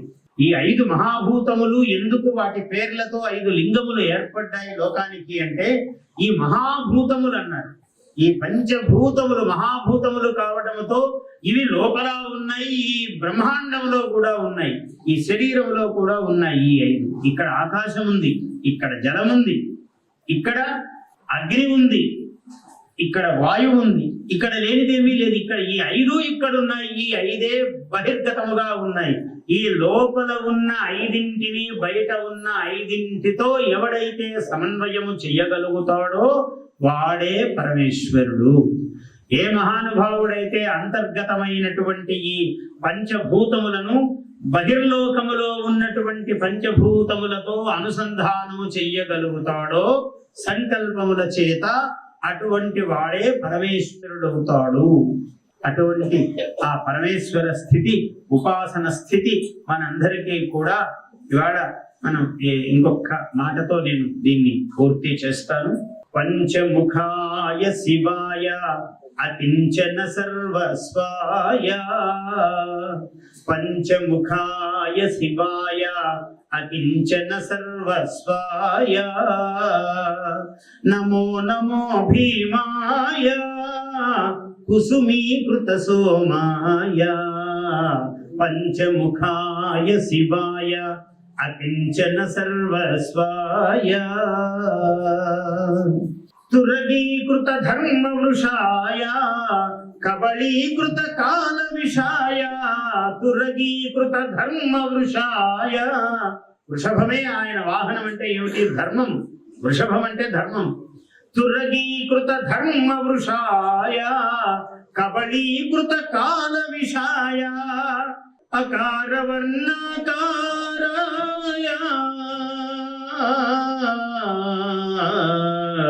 नमः शिवाय पंचमुखाय शिवाय अकिंचन सर्वस्वाय ఓం నమ శివాయ. అందరు కూడా పలకండి హాయిగా ప్రశాంతంగా. ఓం నమ శివాయ, ఓం నమ శివాయ, ఓం నమ శివాయ, ఓం అరుణాచలేశ్వరాయ నమః, ఓం అరుణాచలేశ్వరాయ నమః, ఓం అరుణాచలేశ్వరాయ నమః, ఓం అరుణాచలేశ్వరాయ నమః, ఓం అపీత కుచాంబా సహితారుణాచలేశ్వరాయ నమః, ఓం అపీత కుచాంబా సహితారుణాచలేశ్వరాయ నమః.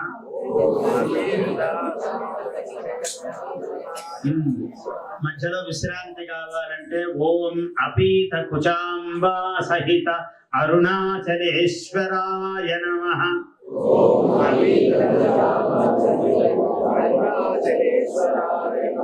ఓం అపీత కుచాంబా సహిత అరుణాచలేశ్వరాయ నమః.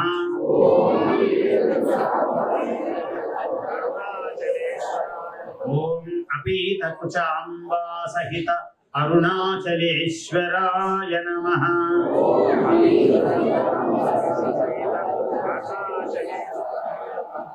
ఓం స్వస్తి ప్రజాభ్యః పరిపాలయంతాం న్యాయ్యేన మార్గేణ మహీం మహిషాః. గోబ్రాహ్మణేభ్యః శుభమస్తు నిత్యం. లోకాః సమస్తాః సుఖినో భవంతు. కాలే వర్షతు పర్జన్యః పృథివీ సస్యశాలినీ. దేశోऽयं క్షోభరహితः. బ్రాహ్మణాः సంతు నిర్భయాः. అపుత్రాः పుత్రిణः సంతు. పుత్రిణः సంతు పౌత్రిణः. అధనాः సధనాः సంతు. జీవంతు శరదాం శతం. Please subscribe to our YouTube channel. Like and share this video.